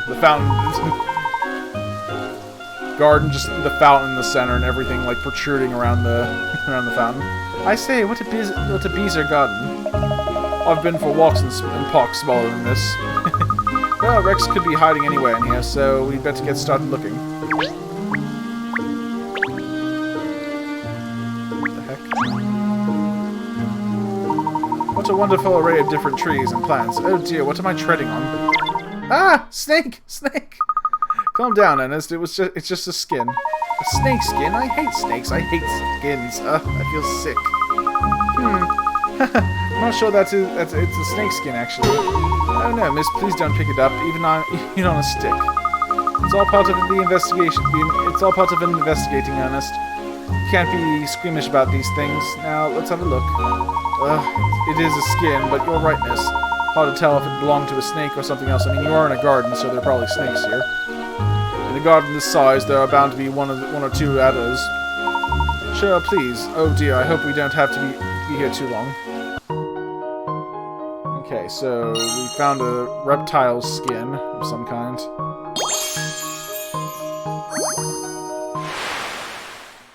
God, the cat probably got attacked by a snake or something. What appears to be a reptile. Actually, well, if that were the case, though, the cat we would have found the cat by now, especially a dead snake. Not so much a snake skin. Seems there may be adders in Madame Dublé's ample grounds. Okay. Angel statue. More coins.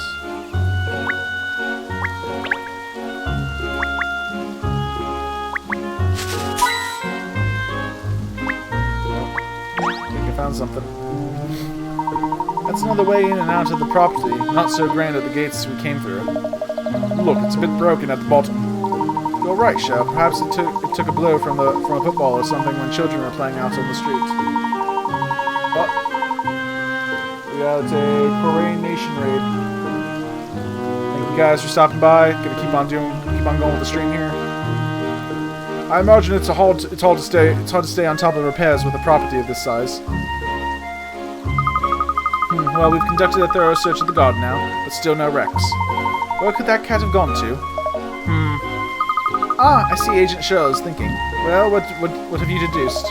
I'm forming a picture of what might have happened based on the evidence here in the garden. Really? Where's the job, Shell? Ooh, this is exciting. Do tell us, Mr. Combs. Well, as we know, Rex slipped on the banana skin and shot out of the open French doors. Then, in the garden, he encountered a snake. The shock made him flee from the garden through the broken side gate. Now, that's a detective work. You mean Rex isn't even on the grounds anymore? That would be the general idea, Pinstripes, yeah. We have looked high and low and found nothing. Gosh, that's going to make tracking him down rather more of a sticky wicket. Well, we can't just give up because it's a sticky wicket. If Rex has left the grounds, then we must follow. Alright then, let's head back out on the street. If the cat isn't used to leaving the property, then he's probably not too far away. Yes, I suppose you're right. Well then, let's see what we can find out on the street.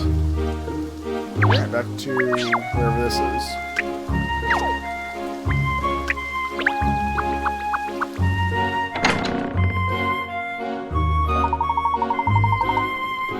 No cats. They look like Rex out there. Rex, your mummy's worried about you. Come home. Mummy. Madame Dubélé. She's human, not Rex is a cat.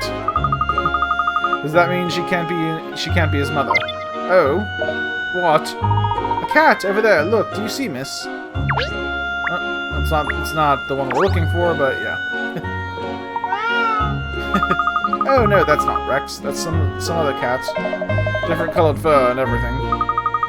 And it's far too skinny. The cat of a wealthy owner like Madame Dubélé wouldn't be skinny like that. Agreed, let's keep looking.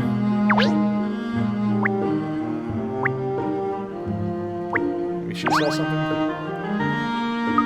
Do you want to run together? We could just start off with an easy 20k. If you want to break yourself in easy. 20k is like 20,000. I think I just break myself, yeah.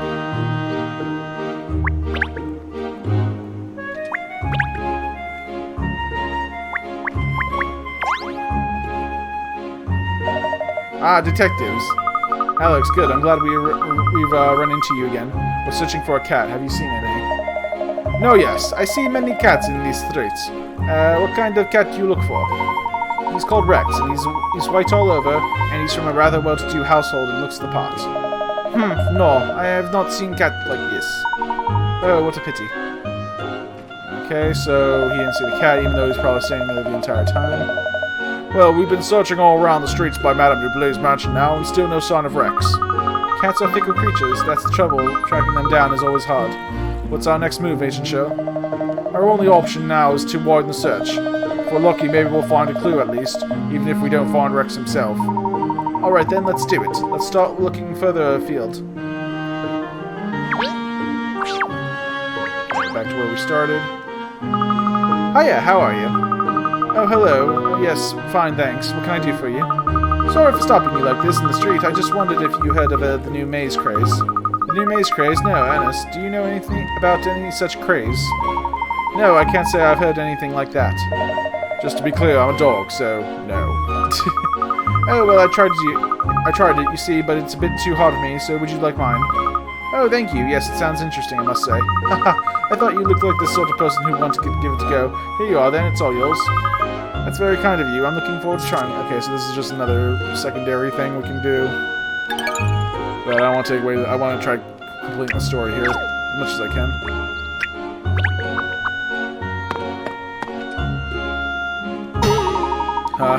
We've looked all over the place now, and there's still not a whiff of Rex or any clues as to his whereabouts. We need to try to think where he'd go if he were a cat. Agreed, but I am a cat, and I don't know.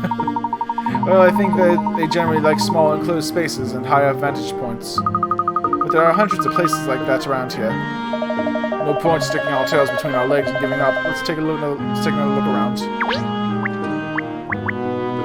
Okay, well, there's a cat around here that I'm pretty sure a little girl will have seen her. Oh, hiya, what are you up to? Anything exciting? We're looking for a cat. It's escaped from Madame Dublee's residence, it seems. Madame Dublee? Oh, the large lady who lives in the big mansion over there? Yes. No, what if she overhears you, cat? Don't worry, she's not around at the moment. You haven't seen a cat around here, have you? Yes, I have. Really? I just saw it over there a minute ago. Hold on, I'll go and bring it over for you. This could be it. Case closed. Let's wait and see, shall we, Ernest? Nope. Here he is. Look, isn't he terrific? This could be the one, and this could be the one at the push. It sort of looks like the cat in the picture, doesn't it? Wishful thinking, show. Wishful thinking. No, sadly, this isn't Rex. It was very good of you to try and help, but unfortunately, this isn't the cat we're looking for. There's a chat box somewhere near your monitor and read it. Okay, yeah, sorry, I was kind of involved in the... How you doing, blue-collar gamer? Oh, well, so, Kitty, what do you want to do? Come home with me.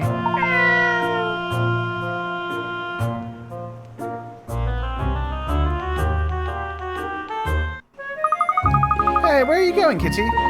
He ran straight over to that van. Perhaps there's that van's carrying some cats. Something that cats like to smell of. Boxes, I guess. Oh, fish. Yeah, there you go. Wake up, you two. That's the fish van. Look, there's even a fish logo on the words fish market on it, in capitals. How many more clues do you need? Gosh, you're right. The cat must be following the fishy scent. In which case, maybe Rex went after it too. And thank you, Corey Nation, for the raid. I appreciate that. Always appreciate it. I'll probably pay it forward next time I do it. Next time I get a good audience for a stream. In which case, maybe Rex went after it too. Let's investigate. Yes, miss. Oh. Whoopsie. Oh, there it goes, the van. Wait, please. Wait. It's driven off. Come on, we'll have to chase it on foot. We'll never be able to catch a vehicle, Miss Layton. Says who? Just ran after it. Ha! Can't catch it too fast. It wasn't possible task, miss. Time to call it a day, I think. Never. Katrielle Layton doesn't know the meaning of the word give up. That's 2 words. Then I don't know the meaning of it twice. If we can't follow the van, we'll just have to find someone who knows where it was going. You know, if you thought of that sooner, you could have saved ourselves a lot of lung ache. Never mind, let's just focus our energy on finding someone who knows where the van might have gone. Obviously the cat would know. Nope. Okay.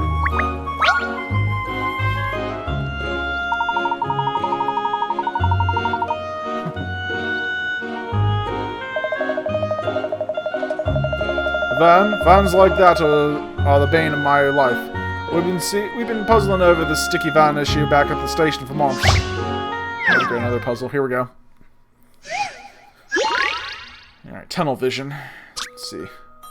We need to use this truck to get through to the other side of the tunnel, but the truck is just a bit too tall for it to fit. It looks like it would get through if a little something was removed from it, but what? You're not allowed to break the truck or take off anything that is normally removable. Give your answer as a word. Okay. I think I know what it is.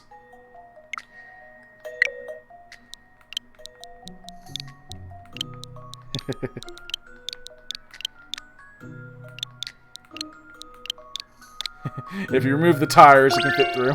If you'll entertain my idea here. Oh, okay. Miss Layton would never have got that wrong. Well, I'm about to get one. I'm always about to get one wrong eventually. You know what? I think I know what it was. I might have...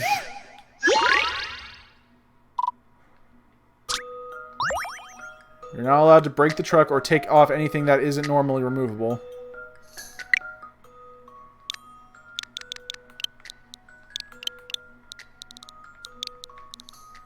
They might have wanted me to spell wheel.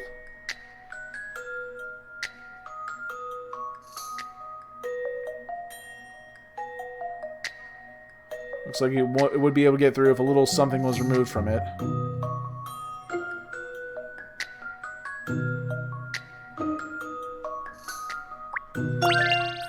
So, in conclusion... Oh, okay. Miss Layton would never have got that wrong.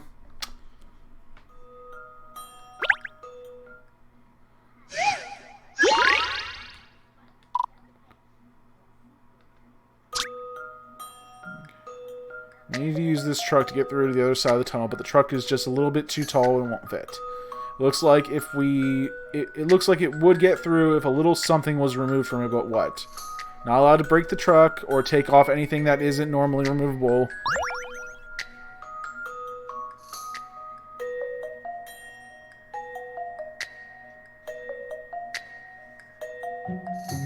I got 5 letters to work with here.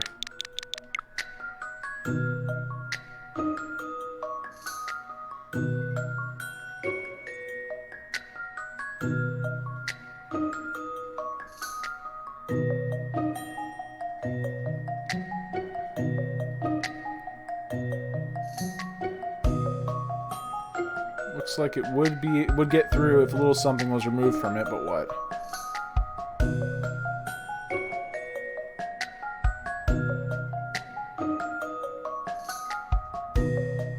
I think I know what it is. I'm gonna take a hint on this one though. You're not allowed to do anything to alter the tunnel, such as enlarging the hole. You need to solve this by working only on the truck. Okay.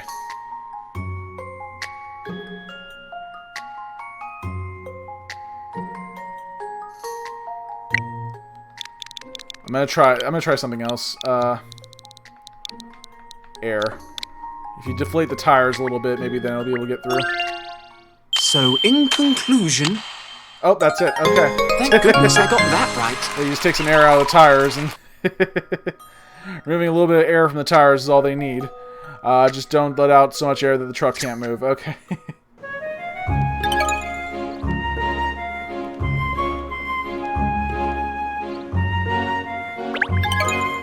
Yeah, some of these puzzles are goofy like that. Oh, that's smashing, that is. Well done. Now I can finally get me mine back on the job.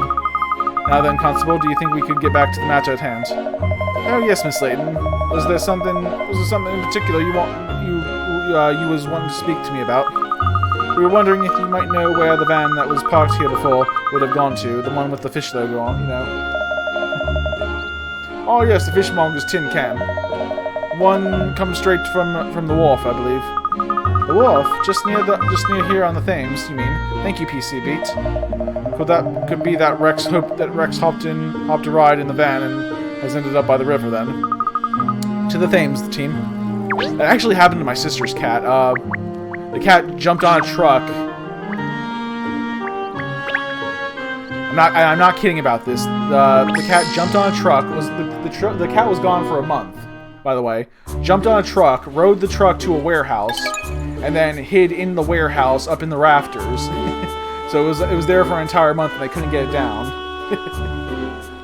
And I'm not kidding here. The warehouse was somewhere in Tampa, which there is which means the truck would have had to go over a bridge from where we were to where the warehouse was. So this cat like got on a van, rode it at least a good 50 miles, and then got off the truck and then got into the warehouse and left there and stayed there for almost a month. Look over there, there's our van. By golly, you're right, miss. What a piece of luck finding it straight away like that. Let's investigate while we have the chance. Could drive off again at any moment. For some reason you thought I was British. Why would you think I was British? Nah, I just have the British accent. It's terrible. No, it's just because this whole game is like set in England. I did it with a British accent because of the whole voice acting thing.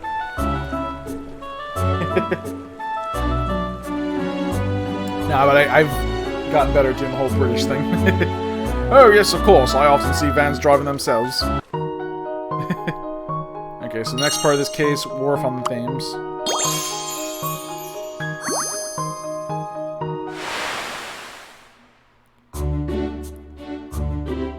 Try some other voices out. Yeah, I'll try that. So, let's see. This part... It seems the fishmonger's van seen in Millionaires Row came from the wharf on the river. Rex may have hitched a lift on the back there.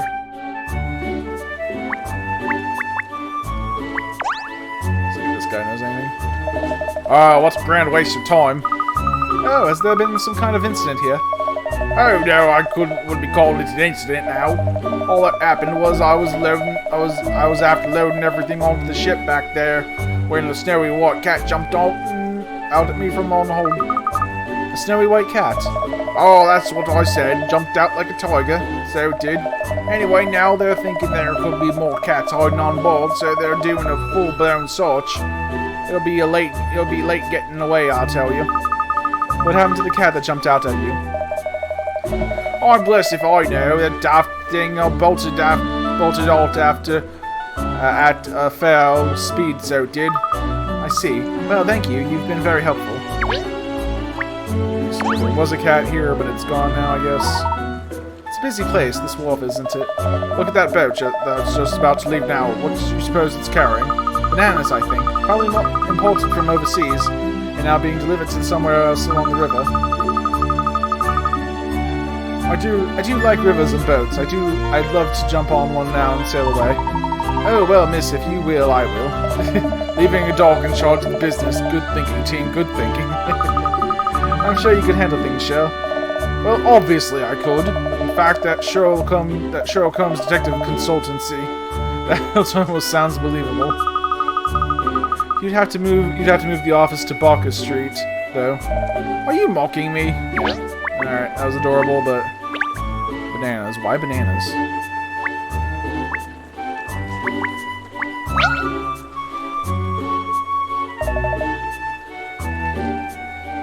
Hello, Papanyo. Hello, I'm very sorry, but I'm really not interested in buying a Papanyo. Okay, no problemo. Maybe you'd like this cute bunny puzzle instead. Oh, cute bunny puzzle, alright. Hoppy bunnies.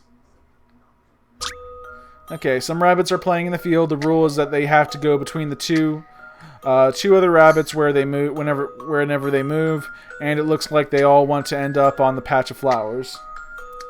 Help all the rabbits find their way to some flowers. Select a rabbit to see where it can go, and decide which one to move where. You can't move the same rabbit twice in a row. Okay.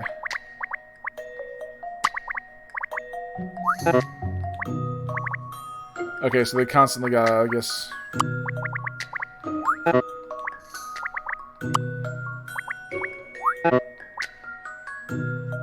Rules that they have to go between the other two rabbits whenever they move. Okay.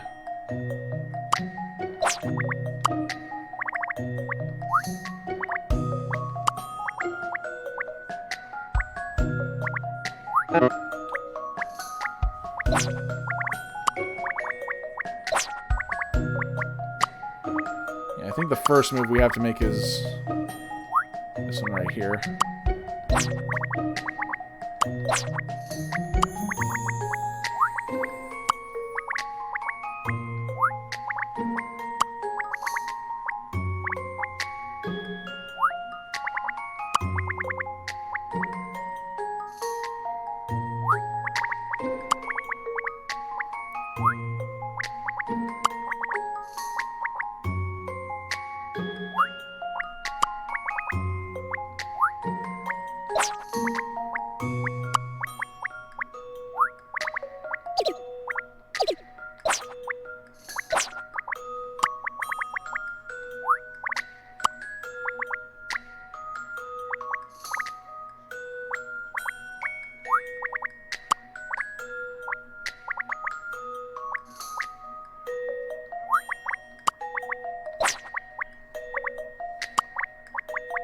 I feel like I'm overthinking this.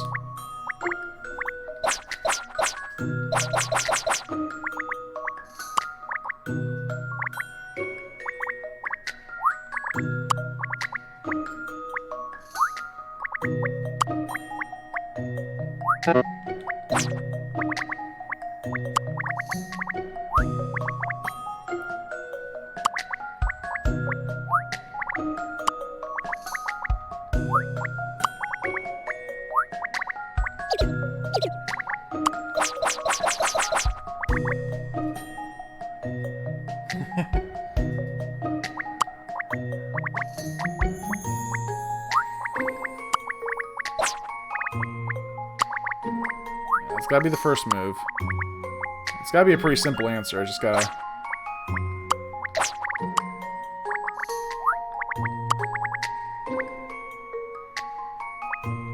That one all the way down there.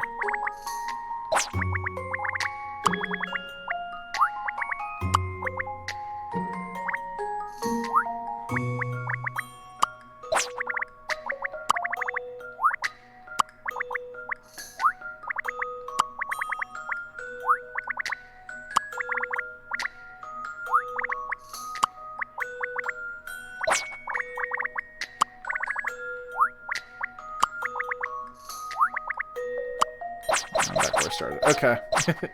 Circles! We're going in circles! How about I ask the chat for help? Yeah, you guys have any suggestions here? Alright, so this is where we start.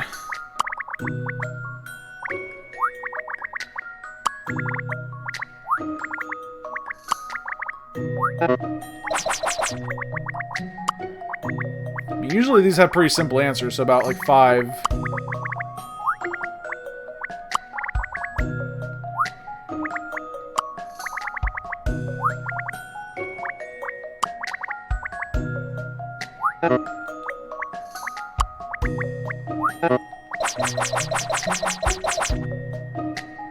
Okay, yeah, let's take a hint on this one. If you dash straight to the flowers, it won't end well. Perhaps a longer route might be better. The puzzle takes at least 5 moves. Okay, so at least 5 moves. That's what I want to know.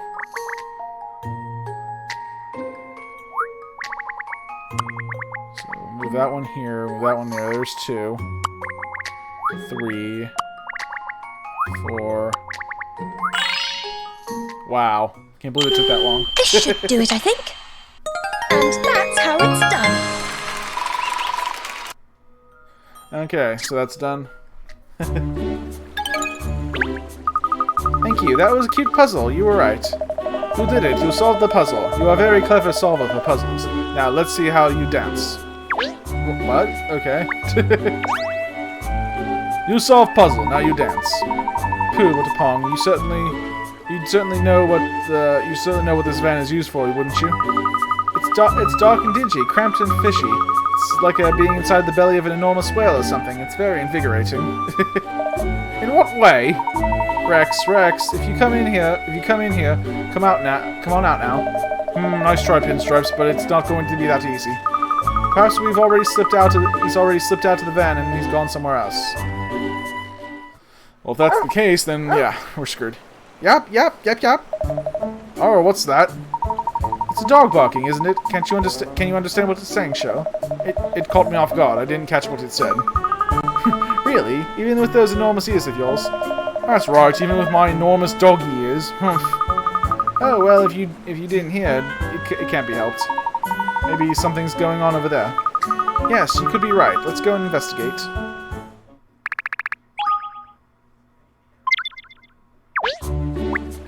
Alright, over here. Bank of the river, from where many like to fish. Okay.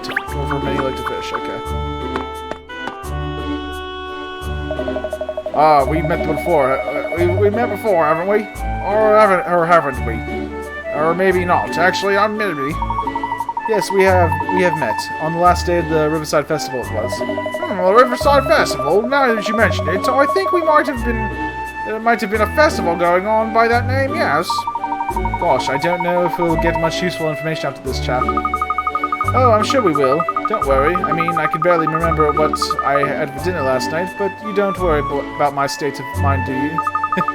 Actually, did I even have dinner last night? As if that's up for debate. So, what are you doing down here by the river? Sport of fishing, or are you just looking for company, is it?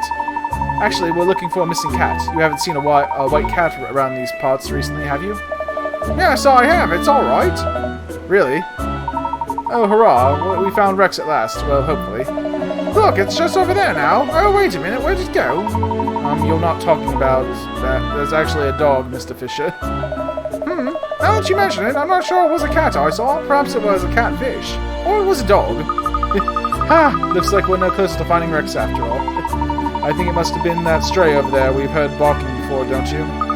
Vagrants are your area, sure. Sorry, I mean dogs. I heard that. Alright, leave the yapper to me. I'll find out what he's so excited about.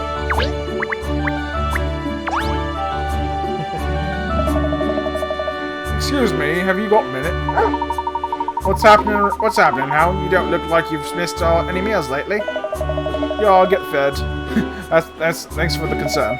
Actually, me and my friends here are looking for a cat. Have you seen any around? This place is crawled with cats and hound. I've bumped into more than I can count just today, even. But if you're looking for a fatty of a puss... God, that's white all over. Well, maybe I can help you find out. Yes, that's exactly what the cat we're looking for. Really lucky, huh? Well, Hound, that white cat just shooting away from the wharf like a cat out of hell. Where'd it go? Where'd it run off to? Chill, Hound, chill. It hasn't gone far, but it's in a tricky kind of place. Tricky place? What kind of place? See that huge bridge over there? That cat you're looking for bolted out of the wharf and straight up to the top of that. It did? What did it go all the way up there for? Well now, Hound, that would be because of me. What's that? That's what all the yapping was about for. I prefer to call it barking, not yapping. You see, when it's bolted off to the wharf, it woke me up. I was having a sweet dream, Hound. A sweet dream. Then that stupid mog trod on my tail and started me. And you got angry and chased it. Ha! Sorry, Hound. Never occurred to me a fellow canine would be looking for a clumsy mog. Well, never mind. You couldn't have known. Anyway, Hound, what's the deal with you? Your owner's got you doing the detective work for them or something? That's rough. Tell me about it. I have no idea how I ended up in this mess. I mean, at least I'm not bored, but no one even says good boy to me, despite all the hard work I put in. Well, if you ever get sick of being bossed around, you can come and hang out with me, Hound. Us strays have got it pretty good. It's a dog's life, right? Thanks. I'll remember that. You take care now. Okay, that was adorable, but... Are we any closer to solving this dang case already? Is everything alright, Sho? Yep, I don't know what that dog's name was, but I'm calling him Bingo. He says he saw a fat white cat. Really? That's wonderful. Does he know where it went? Apparently it climbed to the top of that tower on the bridge over there. I suggest we go and fetch it down before it runs off somewhere even harder to reach. Good idea. Come along then, you two. Let's hurry. Okay, so the fifth part of this case is we got a white cat. We're getting close to figuring things out. There's a lot of information we don't know. It's like we think we know, but it's kind of hard to say. White cat that jumped out from the boat was spooked by a yapping dog and climbed to the top of one of the towers to take refuge. Yeah, okay.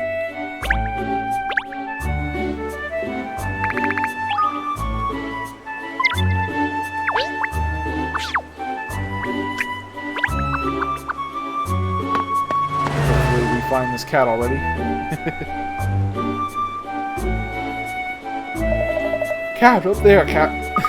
How did it get itself all the way up here? Good gracious, we must help it down at once. What if it fell? And then it would fall on its feet. I mean, yeah, it'd probably kill itself, but still. Alright, everyone. Let's just move really, really slowly so we don't scare it.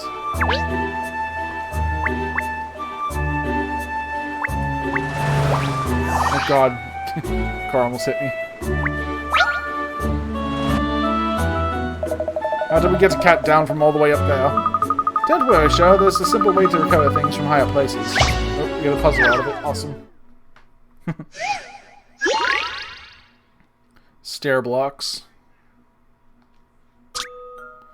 Stack all the boxes to make a stairway with no gaps.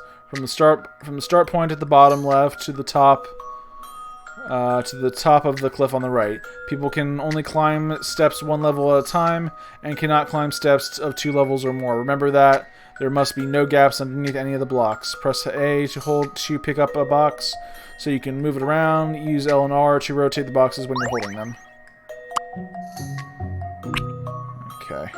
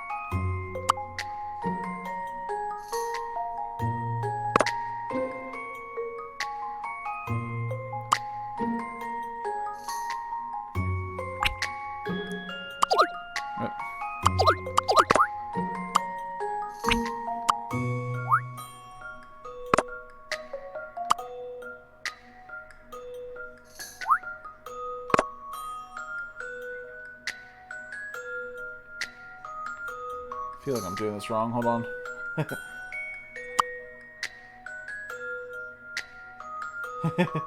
Things do really seem to resurrect when you disappear, Rabbit. Oh no.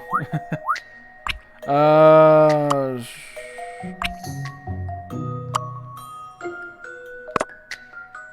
feel like that's it, but it's like horribly unbalanced.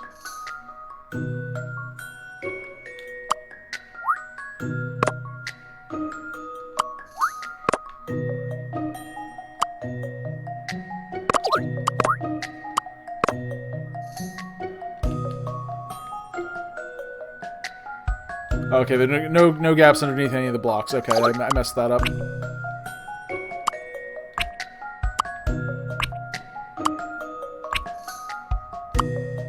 So no gaps underneath any of the blocks. I feel like this one's gonna be like the biggest challenge.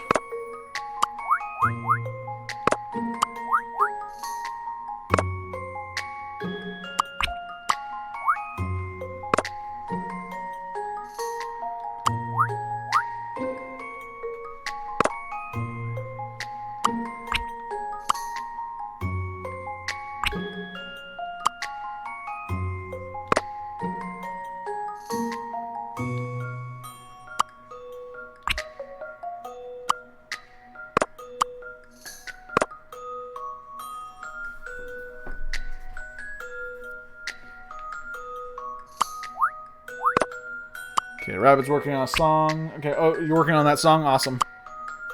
Yeah, I did some work for one of Rabbit's songs, so she should have that out soon. I can't wait for that.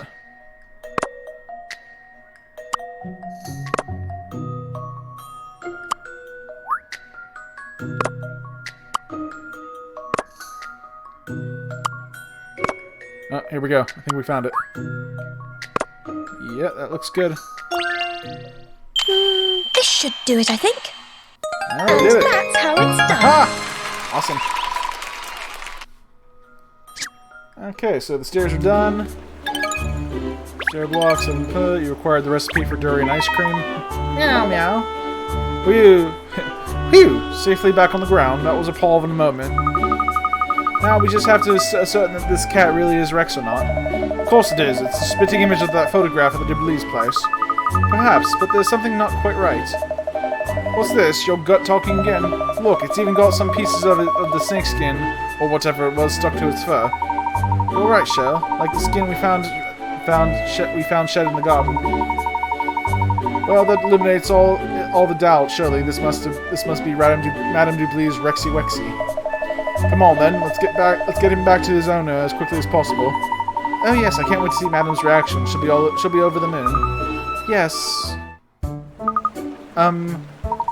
Gosh, hello there, Miss Tate. If I'm not mistaken, the mayor's secretary from Guildhall. Fancy bumping into you again. Thank you for for rescuing my cat. I beg your pardon. Did you say this is your cat? It is Rex, isn't it? Yes. Well, no. I mean, this is cat. Well, I can see that this is a cat. Yes. No, I mean, it's my cat. I just call it her. You call your cat Cat. Wow. Ridiculous name. Oh dear. I hope I haven't upset your dog. No, don't worry. He's just admiring the name. So this cat is your pet, Miss Tate. Oh yes, definitely. I mean, well, she has a red ribbon on and red collar, so I'm quite sure. I found her at the wharf, you know. I suppose that's why she always sneaks out into the boats. She probably thinks she'll find some fish on them. I suppose. Well, maybe. I'm not sure, of course, but well, that would explain what she was doing on the banana boat then. So we've got the wrong cat. Huh. Well, we still rescued it from danger, didn't we? Yes, thank you again. I have some stern words for her about sneaking onto more boats. Yes, I think that would be wise. Gosh, we've been chasing the wrong cat all this time. I don't believe it. I was sure we'd have the right animal. That's the right animal. Where did we slip up, I wonder? Well, all we can do now is keep wandering around the city and looking for more cats. Great. More cats. More cats? The worst part is, I think I'd actually cracked the case. This is a real blow for Agent Cheryl. I hate to admit it, Cat, but I think you were right. Gut instinct is what sorts the dogs from the pups when it comes to detective work. I'm all out of ideas. I think we're going to need you to act on one of your hunches if we're going to solve this case. Well, perhaps. Okay, so the last part of this case is the wrong owner.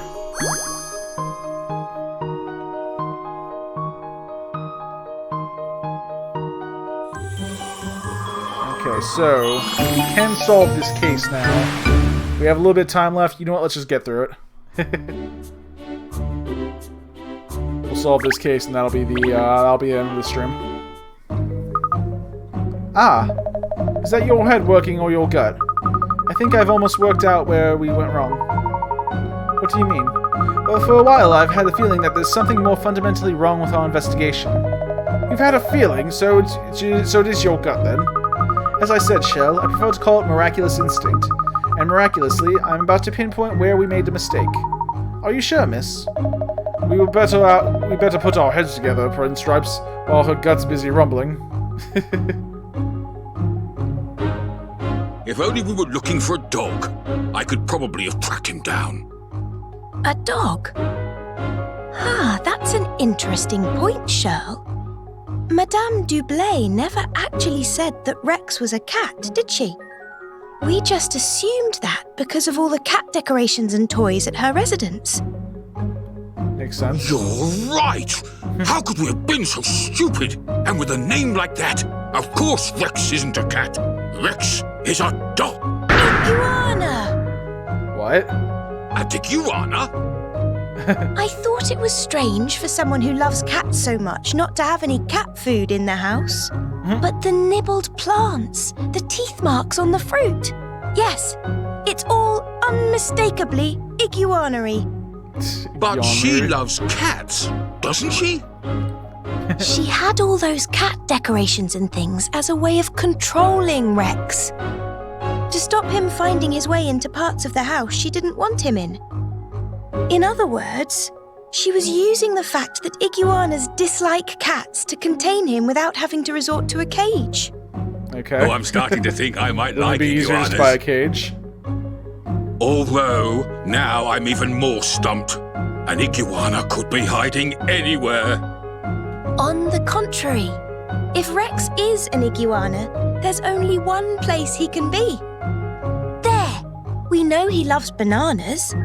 There were banana skins all over Madame Dublay's home. So, Rex is on that boat.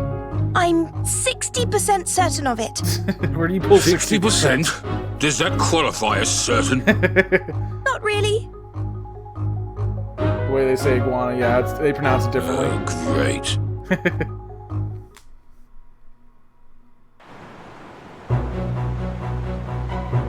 Okay, so apparently Rex was an iguana.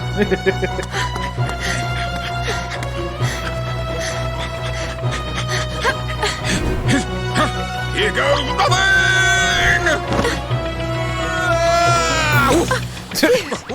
We made it. Oh, look at that. There's an iguana with a banana in its mouth. Darling! My precious Rexy Wexy! Where have you been? I don't understand. I thought the white cat in the picture was Rex. This is where the most misleading part of the whole thing was. They show you this photo, but they're really talking about the photo Oh, under goodness me, no. Look, Rex's picture is there, underneath that big ugly cat.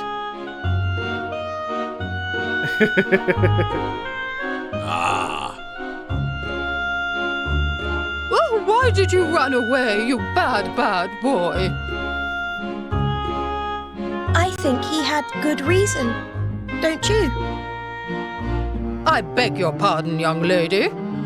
Don't you think he ran away because of all the feline trimmings around here? He can't stand cats. It's hardly surprising that he wanted to escape. Oh, but that's because I can't stand the idea of locking my precious Wexy Wexy in a cage. He's family, you know. You don't cage family. That would be cruel. Don't you think it's even more cruel to deliberately surround someone with things they detest? Yeah, it's freaking surrounding him with predators. Well, when you put it like that, I suppose. If you really love your pet as much as you say you do, you should swap all these cat knickknacks for iguana goods. What a suggestion!